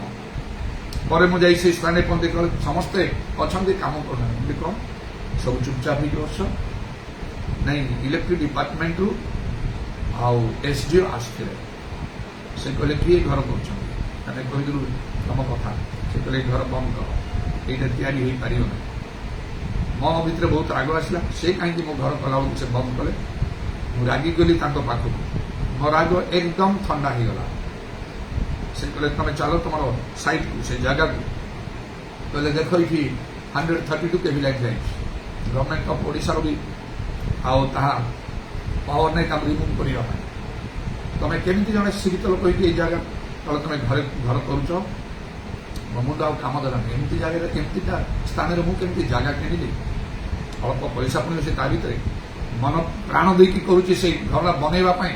ନିଜେ ଘରର ନକ୍ସା ତିଆରି କରି କେତେଟା ରୁମ୍ ହବ, ପ୍ରେୟର ରୁମ୍ କୋଉଟା ହବ, ଡ୍ରଇଂ ରୁମ୍ କୋଉଟା ହବ, ବେଡରୁମ୍ କୋଉଟା ହବ, ଷ୍ଟୋର ରୁମ୍ କୋଉଟା ହବ, କିଚେନ କୋଉଟା ହବ, ମୁଁ ନିଜେ ହାତରେ ତାକୁ ଡ୍ରଇଂ କରିକି ତାର ଲମ୍ବା ଚଉଡ଼ା ଇତ୍ୟାଦି ସବୁ ଉପରକୁ ଯିବା ପାଇଁ ଆଉ ଗୋଟେ ପାହାଚ କେମିତି ହବ, ସତରେ ଯେମିତି ମୋ ପାଖରେ ବହୁତ ପଇସା ଅଛି, ଲକ୍ଷ ଲକ୍ଷ ଟଙ୍କା ଅଛି, ସେଇ ପ୍ରକାର ଭାବେ ବିଶ୍ୱାସ ଥିଲା। ସେଟା ମାଡ଼ି ମତେ ଆଉ ନେଇଯାଉଥିଲା ଆଗକୁ।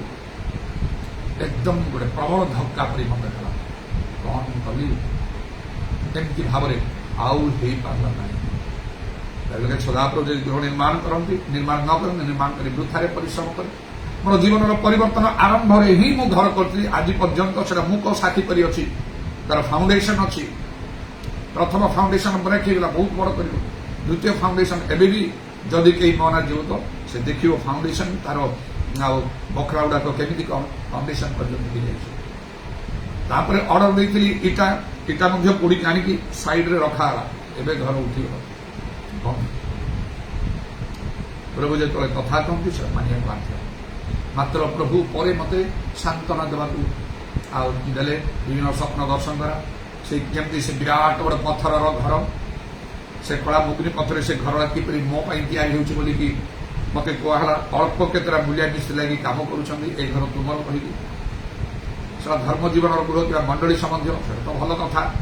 ଗୋଟେ ଦିନ ଆସିବ এই ଜଗତରେ ଗୋଟିଏ ବି ଘର ରହିବ ନାହିଁ। ବାଇବେଲ ଲେଖା ହେଉଛି ମୌଳିକ ବସ୍ତୁ ସବୁ ତରଳି ଯିବ ପ୍ରଚଣ୍ଡ ଉତ୍ତାପରେ, ଗୋଟିଏ ବି ଘର ରହିବ ନାହିଁ। ଅନେକ ଲୋକଙ୍କର ଘର ବର୍ତ୍ତମାନ ଯେଉଁମାନେ ଅଛନ୍ତି ବହୁତ ଘର କରି ଭଲ ଭଲ ଘର କରି ଜଗତରେ, ସେଇ ଘରୁ ସେମାନେ ଏଇ ଜଗତରୁ ଚାଲିଗଲା ପରେ ସେଇ ଘରକୁ ସେମାନେ ଆସିବେ ନାହିଁ। ଅନନ୍ତ କାଳରେ ସେମାନଙ୍କ ପାଇଁ ଘର ନଥିବ। ମାତ୍ର ପ୍ରଭୁଙ୍କୁ ପ୍ରେମ କରି ଆମର ଯୋଗ୍ୟ ଆଚରଣ କରିବା ଲୋକମାନଙ୍କ ପାଇଁ ପ୍ରଭୁ ଯୀଶୁ ନିଜେ କହିଲେ ଜୋହନ 14 ପର୍ବର ମୋର ପିତାଙ୍କ ଗୃହରେ ଅନେକ ବାସସ୍ଥାନ ଅଛି, ମେନି ମ୍ୟାନସନ୍ସ, ରାଜପ୍ରସାଦ। ସେଇ ପ୍ରକାର ଦିନେ ଆଉ ସେ ଆମର ଯାସନ ସେ କହୁଥାଏ କୁଟୁରରେ କହିଲା ଏଠି ମଧ୍ୟ ଆସିକି ଦିନେ କହିଲା ଭାଇନା ମୁଁ ଦିନେ ଗୋଟେ ସ୍ୱପ୍ନ ଦେଖିଲି, ମୁଁ ସ୍ୱର୍ଗରେ ପହଞ୍ଚି ଯାଇଛି। ଆଉ ଲୋକମାନଙ୍କୁ ସ୍ୱର୍ଗର ସବୁ ଲୋକମାନଙ୍କୁ ସାଧୁ ଦୂତମାନଙ୍କୁ ସବୁ ଦେଖୁଛି, ସମସ୍ତେ ଏକଦମ ବ୍ୟସ୍ତ ଭାବରେ ସବୁ ଆଉ ରହି କାର୍ଯ୍ୟ କରୁଛନ୍ତି। କାର୍ଯ୍ୟ ତ ଯୀଶୁଙ୍କୁ ବି ଦେଖିଲି। ତାପରେ ଯୀଶୁ କଣ କଣ ଗୋଟେ ତାକୁ କହିଲେ ମୋର ପୁରା ମନେ ନାହିଁ। ଆମର କେତେ ଲୋକମାନଙ୍କୁ ମଣ୍ଡଳୀରୁ ଯେଉଁମାନେ ଯାଇଛନ୍ତି ସେମାନଙ୍କୁ ବି ଦେଖିଲି। ଆଉ ସେମାନଙ୍କର ଘର କଣ କଣ ସବୁ ଦେଖୁଛନ୍ତି। ଭାଇନା ମୁଁ ଗୋଟେ କଥା ପଚାରି ଯୀଶୁ, ପ୍ରଭୁ ଆମର ଆଉ ପାଷ୍ଟର ବେଞ୍ଜାମିନ ବେହେରା ଆଉ ସେ କେତେ କାମ କରୁଛନ୍ତି ତମ ପାଇଁ, ତାଙ୍କ ପାଇଁ କଣ ଅଛି, ତାଙ୍କ ପାଇଁ ଆଉ ତାଙ୍କ ପାଇଁ କେମିତି ଆଉ ଗୃହଟା ଅଛି। ଯେତେବେଳେ ମୁଁ ଏତିକି କହିଲି ଭାଇନା, ଯୀଶୁ କହିଲେ ଓ ତୁମେ ପାଷ୍ଟର ବେଞ୍ଜାମିନ ବେହେରାଙ୍କ କଥା ପଚାରୁଛ, କହିକି ଡାହାଣ ହାତ ବଢେଇ କହିଲେ ଦେଖ ଗୋଟେ ଘର ଦେଖାଗଲା, ବିଚିତ୍ର ଚମତ୍କାର, ସେ ଗୃହ ମୁଁ ଭାବି ପାରିନି, ବର୍ଣ୍ଣନା କରିପାରିବି ନାହିଁ। ଆଉ ସେଟା ମନେଇଥିଲା ବେଳକୁ ସେ କହୁଛନ୍ତି, ଯୀଶୁ କହୁଛନ୍ତି ସେ ଯେତେବେଳେ ଆସିବେ ଏଇ ଘରେ ସେ ରହିବେ। ବାଇବେଲ ଲେଖା ଅଛି। ଆଉ ସେଇ ଜୋହନ 14 ପର୍ବ 1 ପଦରେ ଆଉ ସେଇ ଆରମ୍ଭରେ ଆଉ ମୋର ପିତାଙ୍କ ଗୃହରେ ଅନେକ ବାସସ୍ଥାନ ଅଛି, in my father's house are many mansions. ଯେତେବେଳେ ଆସିବି, ମ୍ୟାନସନ୍ ହେଲା ରାଜପ୍ରସାଦ, ଅଟ୍ଟାଳିକା। ଆଉ ସେ ରାଜାମାନେ ରହୁଥିବା ସେଇ ପ୍ରକାର ଆଉ ଗୃହ ଯାହାକୁ ଅଟ୍ଟାଳିକା ରାଜପ୍ରସାଦ କୁହାଯାଏ, କେତେ ବହୁମୂଲ୍ୟ କାରୁକାର୍ଯ୍ୟରେ ସେ ସବୁ ତିଆରି ହେଇନଥିବ। ଏ ମଧ୍ୟ ସେଇ ପ୍ରକାର ଗୃହ ସବୁ ଲୋକମାନେ ବହୁତ ବନାଉଛନ୍ତି। ଆଉ ଜଗତରେ ବହୁତ ବହୁତ ମୂଲ୍ୟବାନ ଘର, ସେ ତାହାଠାରୁ କେତେ ଅଧିକ ରହିଥିବ ସ୍ୱର୍ଗରେ ଯେଉଁ ଗୃହ ଅଛି। ବିଭିନ୍ନ ସ୍ଥାନରେ ସମୟ ସମୟରେ ଆଉ ବିଭିନ୍ନ ଲୋକମାନଙ୍କୁ ପ୍ରଭୁ ଦେଖିଛନ୍ତି। ସେପରି ଗୃହମାନ ସବୁ କାହିଁକି ପ୍ରଭୁ ସେ ନଦେବେ? କାରଣ ମୁଁ ପ୍ରଭୁଙ୍କର ବାକ୍ୟ ମାନି ପ୍ରଭୁଙ୍କର ବାକ୍ୟ ସଫଳ କରିବା ପାଇଁ, ପ୍ରଭୁଙ୍କର କାର୍ଯ୍ୟ କରିବା ପାଇଁ ନିଜେ ଗୋଟେ ଗୃହ ପାଇବା ବିଷୟକ ଚିନ୍ତାଧାରା ମୋ ମନରୁ ମୁଁ ତ୍ୟାଗ କରିଦେଲି। କେତେ ମତେ ଆଉ ଆରମ୍ଭରେ ବେଳେବେଳେ ମନରେ କଷ୍ଟ ଆସେ, ନିଜର ଗୋଟିଏ ଗୃହ ନାହିଁ କହିବି, ମୁଁ ଭଡ଼ା ଘରେ ରହୁଛି। ମୋ ଠାରୁ କେତେ ଉର୍ଦ୍ଧ୍ୱରେ ପାଉଲ ଥିଲେ, ସେ ବି ଭଡ଼ା ଘରେ ସେ ରହୁଥିଲେ। ଅବ୍ରାହମ ଯାବଜ୍ଜୀବନ ତମ୍ବୁରେ ବାସ କରୁଥିଲେ, ଗୋଟେ ସଲିଡ ହାଉସ୍ ତାଙ୍କର ନଥିଲା। କେତେ କେତେ ପ୍ରଭୁଙ୍କ ଲୋକମାନେ ପ୍ରେରିତ ମାନେ ଜମି ଆଉ ସେମାନେ ଶବ୍ଦ ପିତର କଲେ ଆମେ ସର୍ବସ୍ୱ ତ୍ୟାଗ କରୁଛୁ। ଯୀଶୁ କହିଲେ ମୋ ପାଇଁ ଯେ ତ୍ୟାଗ କରିବ ଗୃହ ଜମି,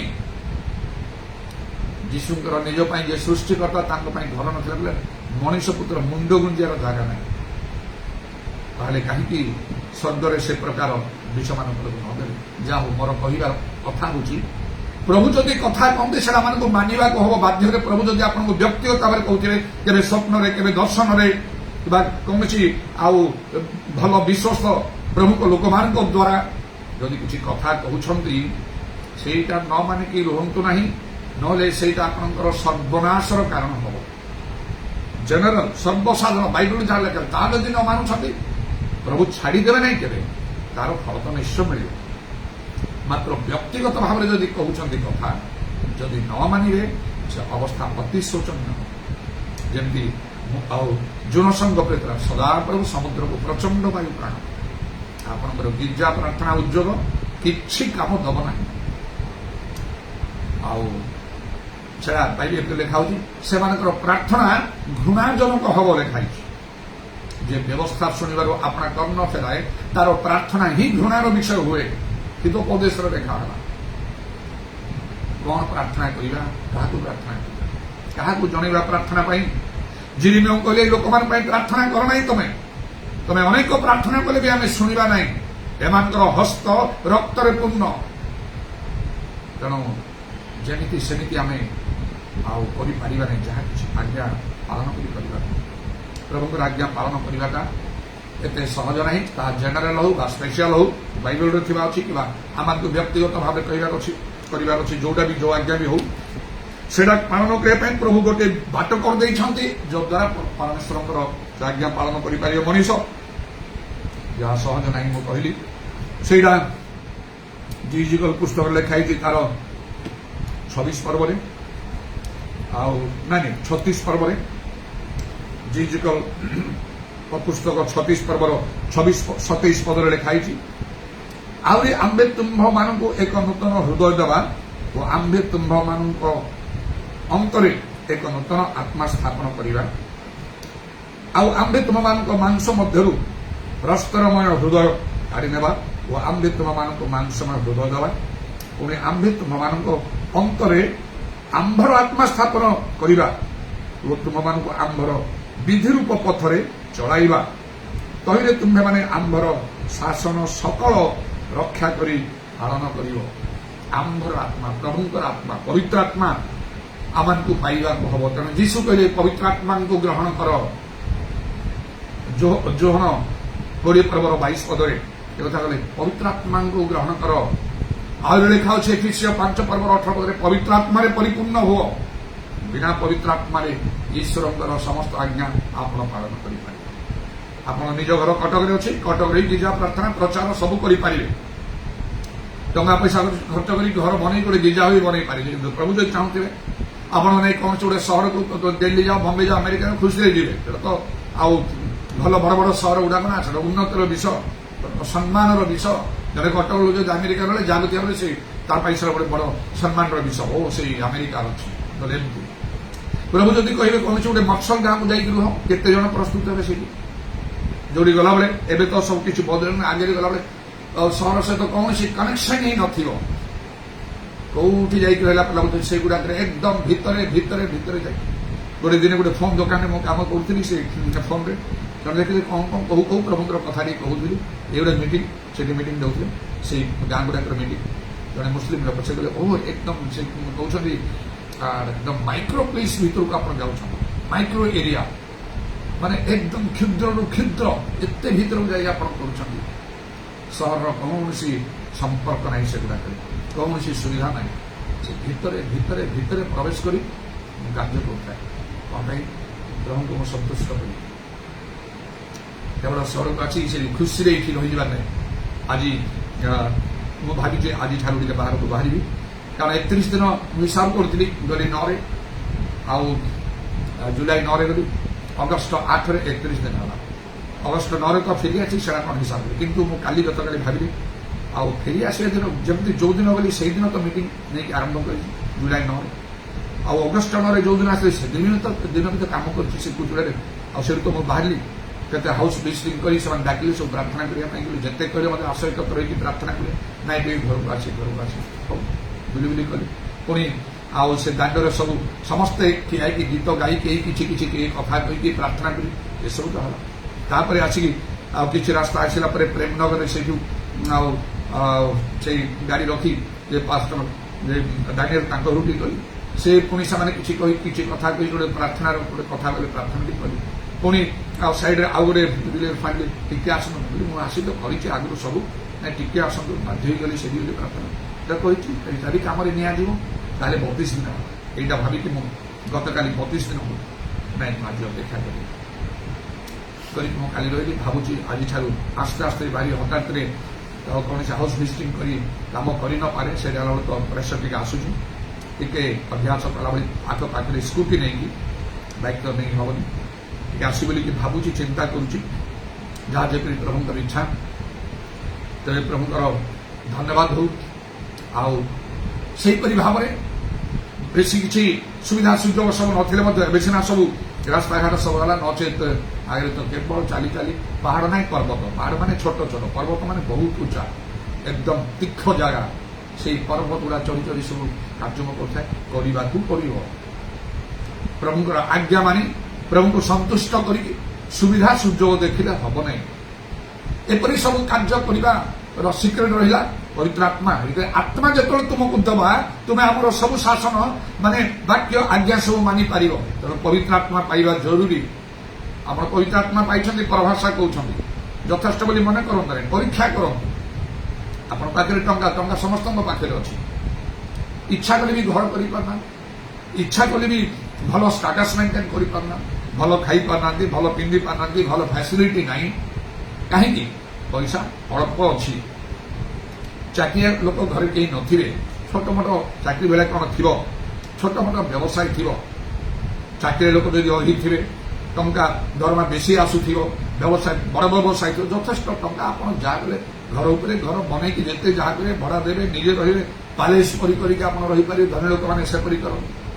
ସେମିତି ଟଙ୍କା କମ୍ ଥିଲେ କି ବେଶୀ କିଛି କରିହେବନି। ଠିକ୍ ସେପରି ଆତ୍ମାଙ୍କର କାର୍ଯ୍ୟ ଯଦି ଆପଣଠାରେ ଅଳ୍ପ ଦେଖାଯିବ, ଖାଲି ଟିକେ ଟିକେ ଧୀର ସ୍ଥିର ଭାବରେ ପରଭାଷା କରୁଛନ୍ତି, ଆତ୍ମାଙ୍କର କିଛି କାର୍ଯ୍ୟ ବେନିଫିଟ୍ ଆପଣ ପାଇବେନି। ମୁଁ କହୁଛି ଯେ କେମିତି ସେ ପାଉଲ କହିଲେ, ମୁଁ ସମସ୍ତଙ୍କର ବେଶୀ ପରଭାଷାରେ କଥା କହିବି, ସବୁ ଧନ୍ୟବାଦ। ଆପଣ କରନ୍ତୁ ସେମିତି ଚେଷ୍ଟା କରନ୍ତୁ। ଯେମିତି ମୁଁ କହୁଥିଲି, ମୁଁ ଗୋଟେ ଟାଇମ୍ ରଖିଦେଉଛି, ମାନେ ଘଣ୍ଟାଏ ପରଭାଷା କରୁଛି, କେବଳ ପରଭାଷା। 5 ମିନିଟ୍, 10 ମିନିଟ୍, 15, 20 ଆଉ 30, 40, 50, 60 ପୁରା ଘଣ୍ଟା ପର୍ଯ୍ୟନ୍ତ ପରଭାଷାରେ କଥା କରେ। ଆପଣ କରନ୍ତୁ ସେମିତି। ଆଉ ପାରିବେ କଲେ ଆହୁରି ଅଧିକ କରନ୍ତୁ। ଆତ୍ମାରେ ଆଉ ଯେତେବେଳେ ସେତେବେଳେ ଉତ୍ତପ୍ତ ଟିକେ ହେଇଗଲେ ସେଟା ବହୁତ ଭଲ। ଆତ୍ମାରେ ଉତ୍ତପ୍ତ ହେବା ଆବଶ୍ୟକ ବୋଲି ଲେଖାଉଛି। ନିଜ ଘର ଭିତରେ ଯଦି ସୁବିଧା ହଉନି, ଗିର୍ଜା ଯଦି ଆସ ଗୋଟେ ଆତ୍ମିକ ମଣ୍ଡଳୀ ହେଲେ ସେଇଠି ଆଲାଉ କରାହବ, ଉତ୍ତପ୍ତ ହବ ବୋଲି କୁହାହବ। ଅନେକ ଆତ୍ମିକ ମଣ୍ଡଳୀରେ ସେଇଟା ଆଲାଉ କରାହବ ନାହିଁ, ଉତ୍ତପ୍ତ ହେଇପାରିବ ନାହିଁ, ତ ପରଭାଷା କହିପାରିବନି। ତ ମଣ୍ଡଳୀ ଗୁଡ଼ାକରେ ସବୁ ହଉଛି, ଆପଣ ଚିନ୍ତା କରନ୍ତୁ କ'ଣ। କିନ୍ତୁ ଯଦି ଆଉ କାର୍ଯ୍ୟ ନ କରିବେ ଫଳ କେମିତି ମିଳିବ? ଯେଉଁମାନେ ସରକାରୀ ବା ବେସରକାରୀ ଆଉ ଅନୁଷ୍ଠାନରେ କାମ କରନ୍ତି, ମାସରେ 30 ଦିନ ବା 31 ଦିନ ଯିବାକୁ ପଡ଼ିବ। ତା ଭିତରେ ସୋମବାର ଛୁଟି ଥିବ, ଅନ୍ୟ ଛୁଟି ଦିନ ତ ରହିଗଲେ, ବାକି ଦିନ ତ ଯିବାକୁ ହବ ନା। ଜଣେ କହିବ ଯେମିତି ଗିର୍ଜା ଆସୁଛନ୍ତି ରବିବାରକୁ ଥରେ, ମାନେ ସପ୍ତାହରେ ଥରେ ରବିବାର, ସେମିତି ସପ୍ତାହରେ ଥରେ ଆପଣ ଯିବେ ଚାକିରିକୁ, ତାପରେ ଦରମା ମିଳିଯିବ ସବୁ। ଯେ ଯିବା କଥା ଖରା ହଉ ବର୍ଷା ହଉ ସବୁ ସମୟରେ ଚାଲ ସେଠି। ବେଳେବେଳେ ଯେଉଁ କର୍ଫ୍ୟୁ ଇତ୍ୟାଦି ସବୁ ଡିକ୍ଲେୟାର ହେଇଥାଏ, ହେଲେ ମଧ୍ୟ ଗଭର୍ଣ୍ଣମେଣ୍ଟର ଅର୍ଡର ଥିବ, ଯିବାକୁ ବାଧ୍ୟ। ମାନେ ସବୁ ପ୍ରକାର ରିସ୍କ ନେଇକି ସେମାନେ ଚାକିରିକୁ ଯାଆନ୍ତି। ଚାକିରିଟା ଏତେ ବଡ଼ ହେଇଗଲା, ଅଫିସଟା ଏତେ ବଡ଼ ହେଇଗଲା, ମଣ୍ଡଳୀ ଛାଡ଼ୁ। ଯଦି ପ୍ରଭୁଙ୍କର ସେବାରେ ସେମିତି ନ ରହିବା, ତୁମେ ଆମର ସେବା କର, ତ ଅନ୍ନ ଜଳରେ ଆଶୀର୍ବାଦ କରିବା, ରୋଗ ଦୂର କରିବା, କେତେ କେତେ କ'ଣ ସବୁ ବିଷୟ ଲେଖା ହେଇଛି। ପ୍ରଭୁ ପୁରା ପ୍ରମାଣ କରି ଚାଲିଛନ୍ତି। ସେଇ ପ୍ରକାର ବିଶ୍ୱସ୍ତ ଭାବରେ ପ୍ରଭୁଙ୍କର ସେବା କରିକି ମୁଁ ଚାଲେ, ସେଥିରୁ କେବେ ନିବୃତ୍ତ ନାହିଁ। ବ୍ରେନ୍ ମ୍ୟାଲେରିଆରେ କେତେ ଲୋକ ଚାଲିଛନ୍ତି, ବିଚିତ୍ର ଭାବରେ ଔଷଧ କେବେ କରେ, କେମିତି ପ୍ରଭୁ ମୋ ଠାରୁ ସମ୍ପୂର୍ଣ୍ଣ ରୂପେ ତାହା ଦୂର କରି ସୁନ୍ଦର ଗୋଟେ ଅନୁଭୂତି ଦ୍ୱାରା ଜଣେଇଦେଲେ ସେ ବ୍ରେନ୍ ମ୍ୟାଲେରିଆ ନାହିଁ। କେତେ ଦିନ ଗୋଟେ ଦୀର୍ଘ ଆଉ ଗୋଟେ ମାସ ପର୍ଯ୍ୟନ୍ତ ଅସୁସ୍ଥ ପଡ଼ିଲେଣି, କିନ୍ତୁ ବ୍ରେନ୍ ମ୍ୟାଲେରିଆ ତ ଛାଡ଼, ମ୍ୟାଲେରିଆ ନାହିଁ, କୌଣସି ଜ୍ୱର ଫରର ମଧ୍ୟ କିଛି ବି ନାହିଁ। ଦୁର୍ବଳତା ଗୋଟେ ମାଡ଼ିକି ଆସିଲା। କୋଉ ପ୍ରକାର ଭାବରେ ମୁଁ କେତେ ପ୍ରକାର ଚିନ୍ତା କରିଛି। କାଲି ଆଉ ଗୋଟେ ଚିନ୍ତା ମୋ ଭିତରକୁ ଆସିଲା, ଏଇଟା କାହିଁକି ଆସିଲା? ଆଉ ଗୋଟେ ନୂଆ ଚିନ୍ତାଧାରା ଆସିଲା। ମୁଁ ସେଠି ଥିବା ସମୟରେ ଗୋଟେ ବିଶେଷ ସ୍ୱପ୍ନ, ଗତ ଥର ଯେଉଁ ମଣ୍ଡେ ଗୋଟେ ଯାଇଥିଲି, ସେ ଗୋଟେ ବିଶେଷ ସ୍ୱପ୍ନ ଦେଖିଲି। ମୁଁ କହିଲି ଏଇଟା ସମସ୍ତଙ୍କୁ କହିବ ନାହିଁ, ତମାନେ ଟିକେ ଯେଉଁମାନେ ଶୁଣ ଚୁପଚାପ ରଖ, ଟିକେ ବୋଝଗ୍ରସ୍ତ ହେଇ ପ୍ରାର୍ଥନା କର। ତାପରେ କିନ୍ତୁ ଯେଉଁମାନେ ଶୁଣେ ତାଙ୍କ ମଧ୍ୟରୁ ଜଣେ କେହି ଆଉ ଏତେ ଭାବରେ ସେ ଧରିପାରିଲାନି, ସେ ଖୋଲି କହିଦେଲା ଜଣେ ପାଷ୍ଟରଙ୍କ ବିଷୟରେ। ଆଉ ମୁଁ ଦେଖୁଛି ତାଙ୍କର ମୃତ୍ୟୁ ହେଇଛି, ସେ ମରିଯାଇଛନ୍ତି, ପୁରା ତାଙ୍କୁ କବର ଦିଆହେଇଯାଇଛି, ଫ୍ରେଶ୍ ସଦ୍ୟ କବର ଦିଆଯାଇଛି। ମୁଁ କହିଲି ଆମେ ସବୁ ସେ ଚାରି ପାଖରେ ଅଛୁ, ଘରକୁ ଫେରିବା। ମୁଁ ବହୁତ ଦୁଃଖରେ ଭାଙ୍ଗି ପଡ଼ୁଛି, ଏମିତି କାହିଁକି ହେଲା ପ୍ରଭୁ, ଏଇଟା ହବାର ନଥିଲା। ବର୍ତ୍ତମାନ ଏତେ ଅଳ୍ପ ଲୋକଙ୍କୁ ନେଇ କାର୍ଯ୍ୟ କରୁଛି, ଆଉ ଏପ୍ରିଲ ବଛା ବଛା ଲୋକଙ୍କ ଭିତରେ ଯଦି ଏମିତି ହେବ, କେମିତି କାର୍ଯ୍ୟ ହେବ, କାହିଁକି ଏମିତି ହେଲା, ଏଇଟା ହବାର ନଥିଲା କହିକି ମୁଁ ସେ କବର ପାଖରେ ଠିଆ ହେଇକି ମୁଁ ପ୍ରାର୍ଥନା କରୁଛି। କିନ୍ତୁ ମୁଁ ଦେଖୁଛି ଯେ ସେଇଟା ଆଉ ପରିବର୍ତ୍ତନ ହେବ ନାହିଁ, ଯାହା ହେଇଯାଇଛି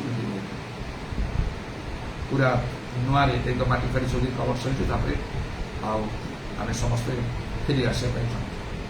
କିନ୍ତୁ ଶୁଣିଲା ପରେ କେତେ ପାଷ୍ଟର ଇଲିୟସ୍ ମାନେ ଯେଉଁମାନେ ପାଖରେ ଥିଲେ ସମସ୍ତେ ବହୁତ ମାନେ ଆଉ ଗୋଟେ ପ୍ରକାର କମ୍ପିବାକୁ ଲାଗିଲେ।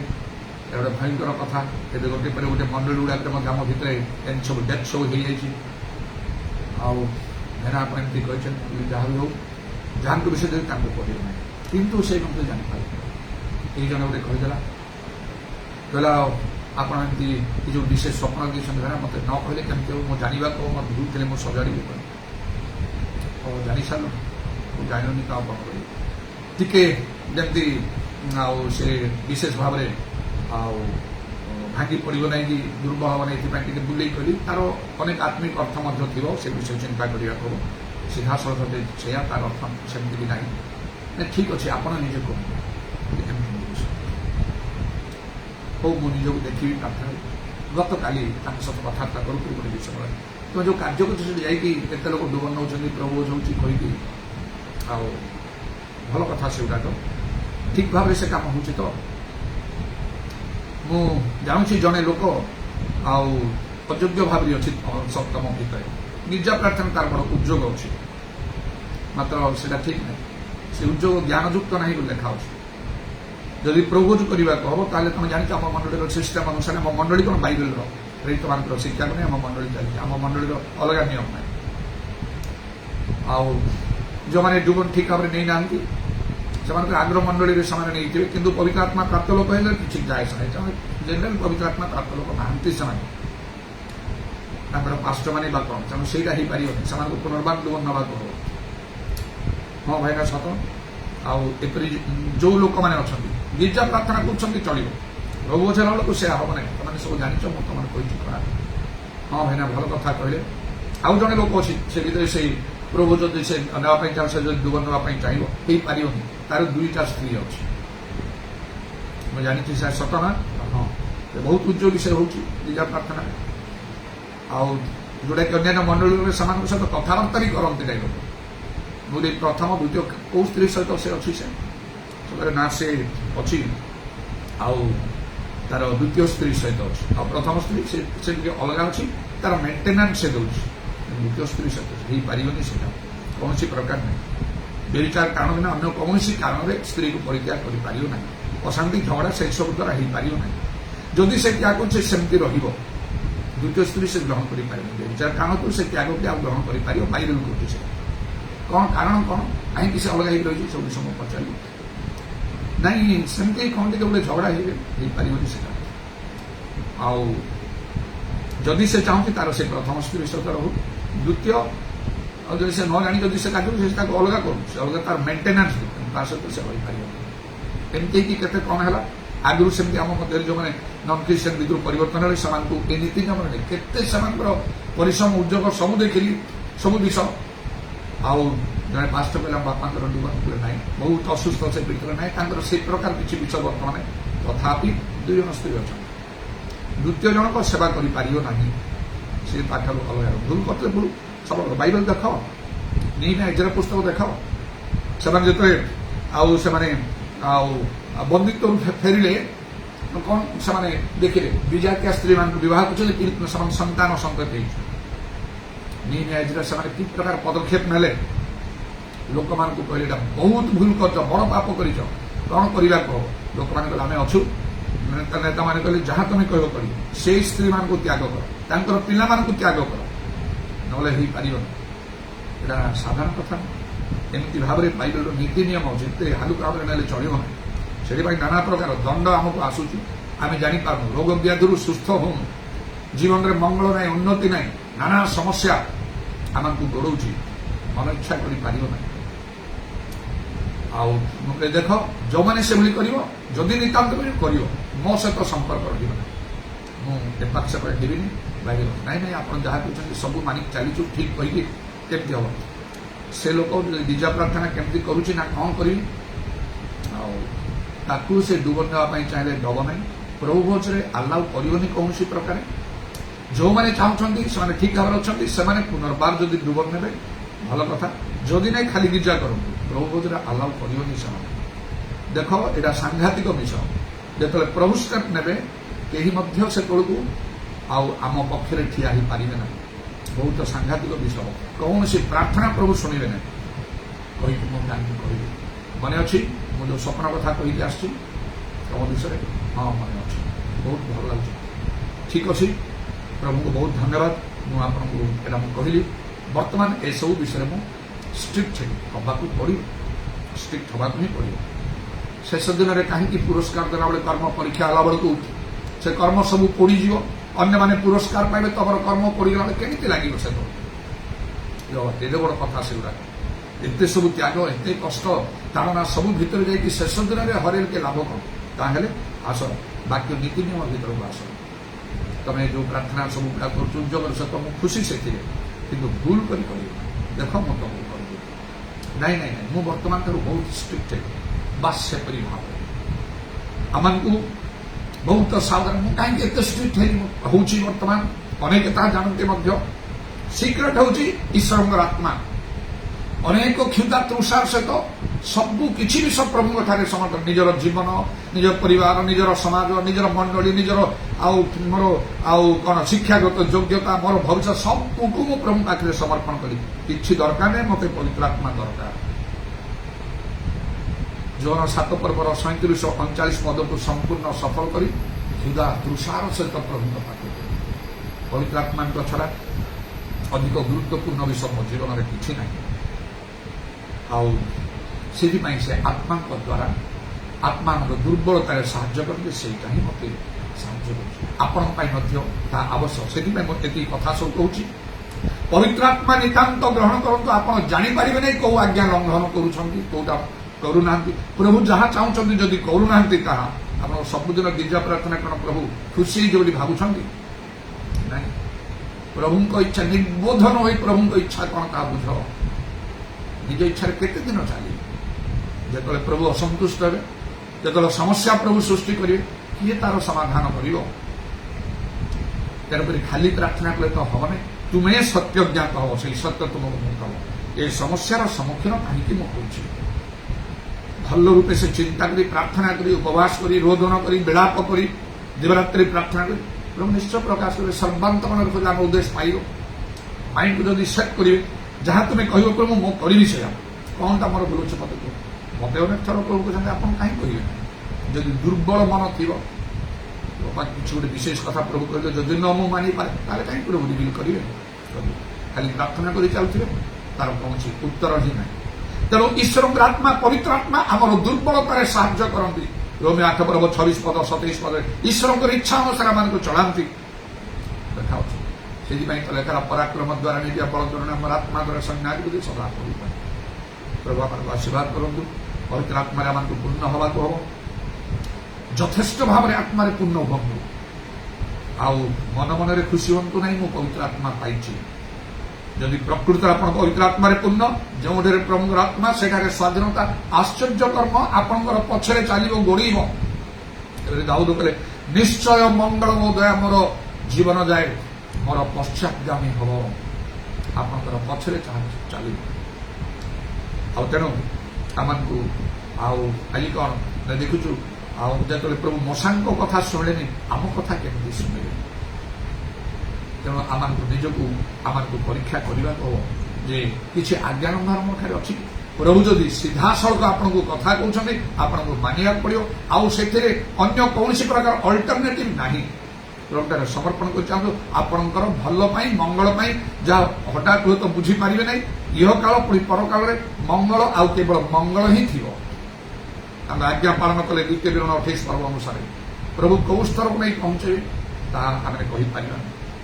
ତା ଛଡ଼ା ସେ ମଙ୍ଗଳ ହଉ ନ ମଙ୍ଗଳ ହଉ ଆଉ କି ଆମକୁ ଉନ୍ନତି ଆସୁ ନ ଉନ୍ନତି ଆସୁ ଈଶ୍ୱରଙ୍କର ଆଜ୍ଞା ପାଳନ କରିବା ଆମଙ୍କର କର୍ତ୍ତବ୍ୟ ନିଶ୍ଚୟ। ଯୀଶୁଙ୍କ କଥା ମାନିବା ଆମର କର୍ତ୍ତବ୍ୟ ନିଶ୍ଚୟ, ଯେହେତୁ ସେ ଆମକୁ ଆପଣା ସାଦୃଶ୍ୟ ପ୍ରତିମୂର୍ତ୍ତିରେ ନିର୍ମାଣ କରିଛନ୍ତି। ଏତେ ପ୍ରେମ କରି ଆମକୁ ଆଉ ସେ ଅଗ୍ନି ନରକରୁ ଉଦ୍ଧାର କରି ସ୍ୱର୍ଗ ରାଜ୍ୟରେ ଅନନ୍ତ ଜୀବନ ଦେବା ପାଇଁ ଆପଣର ଅଦ୍ୱିତୀୟ ପୁତ୍ରଙ୍କୁ ପଠେଇଛନ୍ତି ଜଗତକୁ, ଯୀଶୁଖ୍ରୀଷ୍ଟଙ୍କୁ। କ୍ରୁଶ ଉପରେ ସେ ପ୍ରାଣ ଦେଇଛନ୍ତି ଆମ ପାଇଁ, ତାଙ୍କ ରକ୍ତ ଦ୍ୱାରା ସେ ଆମକୁ କିଣିଛନ୍ତି। ତେଣୁକରି ତ ଲେଖା ହେଉଛି ତୁମେ ନିଜେ ନିଜର ନୁହଁ। କେମିତି ଆମେ ତାଙ୍କ କଥା ନ ମାନିବା? ତାଙ୍କ ଈଶ୍ୱରଙ୍କର ଆଜ୍ଞା ମାନିଲେ କେବେ ବି କୌଣସି ସ୍ଥାନରେ କୌଣସି ଲୋକ ପ୍ରତି ଅମଙ୍ଗଳ ଘଟିବ ନାହିଁ। ମଙ୍ଗଳ ହିଁ ମଙ୍ଗଳ, ଆଶୀର୍ବାଦ ହିଁ ଆଶୀର୍ବାଦ ସେ ରହିଛି। ଏପରି ଆଶୀର୍ବାଦ କି ରଖିବା ପାଇଁ ସ୍ଥାନ ନିଅନ୍ତା ପର୍ଯ୍ୟନ୍ତ ପ୍ରଭୁଙ୍କର ନିରୂପିତ ସମୟ ପହଞ୍ଚିଲେ ତାହା ସଫଳ ଆଉ ତାହା ପ୍ରମାଣିତ ହେବ ଇହ କାଳରେ ଆଉ ପରକାଳରେ। ଏବଂ ବିଶେଷ କଥା ହେଲା, ଶେଷ କଥା ହେଲା ଯାହା ମୁଁ କହିଲି, ପବିତ୍ର ଆତ୍ମା ହିଁ ଏହି କ୍ଷେତ୍ରରେ ଆମକୁ ସାହାଯ୍ୟ କରିବେ। ଆଉ ଯେପରିକି ଆମେ ଈଶ୍ୱରଙ୍କର ଆଉ ଆଜ୍ଞା ଆମେ ସମସ୍ତ ପାଳନ କରିପାରିବା, ତଦ୍ୱାରା ଆମଙ୍କର ମଙ୍ଗଳ ହେବ। ଆଉ ଯଦି ଏଥିରେ ତ୍ରୁଟି ହୁଏ, ଯେତେବେଳେ ମଶାଙ୍କଠାରେ ସେଇ ଗୋଟିଏ ତ୍ରୁଟି ଦେଖାଗଲା, ପରମେଶ୍ୱର କଲେ ଆଜ୍ଞା ଦିଅ, ସେ 2 ଥର ଆଘାତ କଲେ, ତାଙ୍କ ପ୍ରତି ବିପଦ ହେଲା। ଯଦି ପରମେଶ୍ୱର ମଶାଙ୍କୁ ଛାଡ଼ିଲେନି ଆଉ କାହାକୁ ଛାଡ଼ିବେ? ଆମକୁ କ'ଣ ଛାଡ଼ିବେ? ତେଣୁ ଆମେ ଠିକ୍ ଭାବରେ ଅଛୁ ନା ନାହିଁ, ଆଉ ସେଇ ବିଷୟରେ ଆମକୁ ଜାଣିବାକୁ ହେବ, ନିଜକୁ ପରୀକ୍ଷା କରି। ଏବଂ ଯେପରି ଆମେ ଈଶ୍ୱରଙ୍କର ଆଉ ଆଜ୍ଞା ପାଳନକାରୀ ହଉ, ବାକ୍ୟର ଶ୍ରୋତା ମାତ୍ର ନୁହେଁ ତାର କର୍ମକାରୀ ହଉ, ଏଥି ନିମନ୍ତେ ଆମକୁ ବିଶେଷ ଭାବରେ ଆଉ ଆମକୁ ଜାଣିବାକୁ ହେବ, ଚିନ୍ତା କରିବାକୁ ହେବ ନିଜ ବିଷୟରେ। ଆଉ ଆମକୁ ପରୀକ୍ଷା ସିଦ୍ଧ ଆମକୁ ହେବାକୁ ହେବ, ଯେପରିକି ପ୍ରଭୁ ଯେପରି ସେ ଚାହାନ୍ତି ତାଙ୍କର କୌଣସି ସଂକଳ୍ପ ନିବାରଣ କରାଯାଇପାରିବ ନାହିଁ। ଏବେ ମଧ୍ୟ ପ୍ରଭୁ ମନୁଷ୍ୟମାନଙ୍କ ଜୀବନ ହୁଏତ ଆମମାନଙ୍କ ଜୀବନରେ ମଧ୍ୟ ଏପରି ସଂକଳ୍ପ ରଖିଲେ ଯାହା ପୃଥିବୀ ଆକାଶ ମଣ୍ଡଳ ଯେମନ୍ତ ଉଚ୍ଚ ତେମନ୍ତ ଉଚ୍ଚ ଥିବ, କେବଳ ତାଙ୍କର ସମୟ ପହଞ୍ଚିଲେ ତାହା ସେ ସଫଳ କରିବେ, ଆଉ ତାହା ବିଫଳ ହେବ ନାହିଁ। ଯେତେବେଳେ ସେ କାର୍ଯ୍ୟ କରିବେ କେହି ତାହା ଅନ୍ୟଥା କରିପାରିବେ ନାହିଁ। Praise the Lord. Hallelujah, hallelujah, hallelujah, hallelujah. ଉଦାରବାଣୀ ଖାରବା ସକାଲାରବାଣୀ କାରବନ୍ଦାଲରବା। ପ୍ରଭୁ ତୁମ ନାମର ପ୍ରଶଂସା ଗୌରବ ଯୁଗ ଯୁଗ। ଆଜିର ସମୟ ପାଇଁ ଧନ୍ୟବାଦ, ସୁଯୋଗ ପାଇଁ ଧନ୍ୟବାଦ। ଗୋଟିଏ ବିଷୟକାରୀ ମୁଁ ଚିନ୍ତା କରି ହଠାତ୍ରେ ମୋର ଅସୁସ୍ଥତାର କାରଣ ମଧ୍ୟ କ'ଣ ହେଇପାରେ କହି ଉତ୍ତରବାଣୀ ଖାରବନ୍ଦାଲବା। ଓ ପ୍ରଭୁ ଯାହାଙ୍କ ବିଷୟ ନେଇ ସବୁ ବିଶେଷ ସ୍ୱପ୍ନ ଦର୍ଶନ ଦେଖିଲି। ଉଦାରବାଣୀ ଖାରବା ସକାଲାରବାଣୀ କାରବନ୍ଦାଲରବା। ଆଉ ଯେତେବେଳେ ମୁଁ ଗତକାଲି କିଛି ବିଷୟ ମୁଁ ଶୁଣିଲି, ତାଙ୍କଠାରୁ ତାଙ୍କର କାର୍ଯ୍ୟରେ ଆଉ କିଛି ତ୍ରୁଟି ବିଷୟ ସେ ନିଜେ ସ୍ୱୀକାର କଲେ, ହଁ ଏପରି ବିଷୟ ହେଇଯାଇଛି ଯେଉଁମାନଙ୍କୁ ଆଉ ସେ ମଣ୍ଡଳୀରେ ସେମାନଙ୍କୁ ପୁରେଇବା କଥା ନାହିଁ, ବା ପ୍ରଭୁ କାର୍ଯ୍ୟରେ ସେମାନଙ୍କୁ ଆଉ ପୁରେଇବା କଥା ନାହିଁ, ସେମାନଙ୍କୁ ମଧ୍ୟ ପୁରାଯାଇଛି। ବା ସେପରି ଲୋକମାନେ ଆଉ ଯେଉଁମାନେ ଠିକ୍ ଭାବରେ ସେମାନଙ୍କର ବାପ୍ତିସ୍ମ ଠିକ୍ ନାହିଁ, ସେମାନଙ୍କୁ ମଧ୍ୟ ସେ ପ୍ରଭୁ କାର୍ଯ୍ୟରେ ଆଉ ସେମାନଙ୍କୁ ମଧ୍ୟ ଆଉ ଅଂଶ ନେବା ପାଇଁ ସେମାନଙ୍କୁ ସୁଯୋଗ ଦିଆଯାଇଛି। ମୁଁ ବହୁତ ଅସନ୍ତୁଷ୍ଟ ହେଲି, ଏପରି କେମିତି ହେଲା? ଏତେ ଦିନ ସବୁ ଶିକ୍ଷା ପାଇ ମୋ ଠାରୁ ଶୁଣି ଏଭଳି କାର୍ଯ୍ୟ ତମେ କେମିତି କଲ? ତେଣୁ ମୁଁ ଟିକେ ଅସନ୍ତୁଷ୍ଟ ହୋଇ ଟିକେ ବିରକ୍ତି ହିଁ କହିଲି। ଆଉ ସେଥିପାଇଁ ତ ମୁଁ ସେଇ ସ୍ୱପ୍ନ ଦେଖିଥିଲି, ଯଦି ପ୍ରଭୁ ଷ୍ଟେପ୍ ନେବେ କିଛି ବିଷୟ ରକ୍ଷା କରିପାରିବ ନାହିଁ। ସେ ତତ୍କ୍ଷଣାତ୍ ଅବଶ୍ୟ ନିଜକୁ ନମ୍ର କରିବାକୁ ଲାଗିଲେ, ହେ ପ୍ରଭୁ ଆଉ ସେଇ ତାଙ୍କ ପାପ ଭୁଲକୁ ତମେ କ୍ଷମା କର ବୋଲି ଏଇ ମୁଁ ତୁମ ନିକଟରେ ବିନତି କରୁଛି। କାରଣ ସେ ସ୍ୱପ୍ନ ଦର୍ଶନ ମୁଁ ଦେଖିଛି। କେଜାଣି ମୁଁ ଆଉ ଭାବିଲି ଆଉ ସେଇ ପ୍ରକାର ଭାବରେ ପ୍ରଭୁ ଯୀଶୁ ଯେପରି ଆମେ ମୃତ୍ୟୁରୁ ଉଦ୍ଧାର ପାଇଁ ଅନନ୍ତ ଜୀବନ ପାଇବୁ, ଏଥିରେ ଆମଙ୍କର ମଧ୍ୟ ପ୍ରାଣ ଦେଲେ। ଆଉ ସେଇ ପ୍ରକାର ମୁଁ ଭାବିଲି କାଳେ ଆଉ ଯେପରି ତାଙ୍କ ପ୍ରତି ମୁଁ ଯାହା ଦେଖିଲି ତାହା ଘଟିବ ନାହିଁ, ସେ ମୃତ୍ୟୁ ତାଙ୍କ ପ୍ରତି ଘଟିବ ନାହିଁ, ଏଥି ନିମନ୍ତେ କି କ'ଣ ଆଉ ତାଙ୍କର ସେ ଭାର ମୋ ଉପରେ ଦିଆହେଲା, ଯଦ୍ୱାରା ମୁଁ ଦୀର୍ଘ ଦିନ ପର୍ଯ୍ୟନ୍ତ ମୁଁ ଅସୁସ୍ଥ ଦୁର୍ବଳ ହେଇକି ପଡ଼ିଲି। এই প্রকার গোটে বিষয় চিন্তা করি কালি সে 32 দিন যেতবে কমপ্লিট হল মোর যা আসবার সেই দিন সে ফোন করে গতকালি তাঁর সহিত এই সমস্ত কথা ମୁଁ ପ୍ରକାଶ କଲି। ସେ ବି ଅବଶ୍ୟ ଗ୍ରହଣ କଲେ, ଭଲ କଲେ, ମୋତେ ସବୁ କଥା କଲେ। ଏଣିକି ମୁଁ এই ବିଷୟରେ ବହୁତ ସାବଧାନ ହେବି, ବହୁତ ଷ୍ଟ୍ରିକ୍ଟ ହେବି।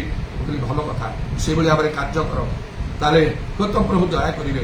ও প্রভু উদার মানে খার বর্ষা কালার হবা আমাকে প্রত্যেকଙ୍କୁ প্রভু আপনা আপনা বিষয়ে আমাকে সাবধান হବାକୁ হব। যদি আমার আজ্ঞা লঙ্ঘন করে আমার কৌশি মঙ্গল হব না, সে মঙ্গল আমার ঠাରୁ নিয়াଯିବ, অমঙ্গল ঘটিଯିବ আমাଙ୍କ প্রতি। উদার মানে খার বর্ষা কালার হবা প্রভু ତାଙ୍କର ଚିନ୍ତାଧାରା ବଦଳେଇ ଦେବେ। ଆଉ ମଶାଙ୍କୁ ଅନୁମତି ମିଳିଲା ନାହିଁ, ହାରଙ୍କୁ ଅନୁମତି ମିଳିଲା ନାହିଁ କିଣାନ ଦେଶ ଯିବା ପାଇଁ। ମାତ୍ର ତାଙ୍କ ଜାଗାରେ ପ୍ରଭୁ ଆଉ ସେ ଜିଓସଙ୍କୁ ଉଠେଇଲେ, କହିଲେ ଏହାଙ୍କ ଠାରେ ଆତ୍ମା ଅଛନ୍ତି, ଆଉ ଏହାଙ୍କ ଉପରେ ହସ୍ତାର୍ପଣ କରି ତାଙ୍କୁ ଦାୟିତ୍ୱ ଦେଇଦିଅ। ଯାହାର ମାନେ ଖାର ବର୍ଷା କାଳ ହବା। ଏ ପ୍ରଭୁ ଆମେ ଯଦି ଯୋଗ୍ୟ ଆଚରଣ କରିପାରିବୁ ନାହିଁ, ଆମଙ୍କ ଜାଗାରେ ଅନ୍ୟମାନେ ଠିଆ ହେବେ, ଯୋଗ୍ୟ ଆଚରଣ କରିବେ, ବାକ୍ୟକୁ ସେମାନେ ସଫଳ କରିବେ, 100% ସଫଳ କରିବେ, ତୁମର ସନ୍ତୋଷଜନକ କାର୍ଯ୍ୟ କରିବେ। କିନ୍ତୁ ଆମଙ୍କ ବିଷୟ କଣ ହବ? যদি আমাকে তুমি ব্যক্তিগত ভাবে প্রভু কথা কହୁଥାନ୍ତି, ତାହା ତ ଆମକୁ ନିତାନ୍ତ ମାନିବାକୁ ହବ। ଭଲ ମନ୍ଦ ଆଗ ପଛ ଲାଭ କ୍ଷତିକୁ ଆମେ ଚିନ୍ତା କରିପାରିବୁନି, ହିସାବକୁ ନେଇ ପାରିବୁ ନାହିଁ। ଉଦାରବାଣୀ ଖାର ବର୍ଷା କାଲାରବାଣୀ କୌରବତ୍ରମାନେ କାରବାନ୍ଦ ଆମକୁ ଦୟା କର। ନିତାନ୍ତ ଆମକୁ ପବିତ୍ର ଆତ୍ମାରେ ପରିପୂର୍ଣ୍ଣ ହବାକୁ ହବ, ଆତ୍ମାର ତପ୍ତ ହବାକୁ ହବ। ହାଲେଲୁୟା। ତାହେଲେ ଆମେ ଆମର ଦୁର୍ବଳତାରେ ଆଉ ସେ ଆତ୍ମାଙ୍କର ସେ ସାହାଯ୍ୟ ପ୍ରାପ୍ତ ହେଇପାରିବ। ହାଲେଲୁୟା। ଯୀଶୁଙ୍କ ନାମରେ ଦୟା କର। প্রশংসা গৌরব যুগে যুগে তোমার। তোমার কণ্ঠাবিধ পাদ প্রণাম চুম্বন করে এবং তোমার হস্তরে আমার শরীর প্রাণাত্মা সবু সমর্পণ করি। শুনিল বলি ধন্যবাদ দিই নিত্য জীবিত প্রভু যীশু খ্রিস্টଙ୍କ নামରେ এই প্রার্থনা করুছি। দুই হাত সমস্ত উপরକୁ উঠিବା। Let the beauty of Jesus be seen in me. All his wondrous compassion and purity. Oh, thou Spirit divine, all my nature refined, till the beauty of Jesus be seen in me.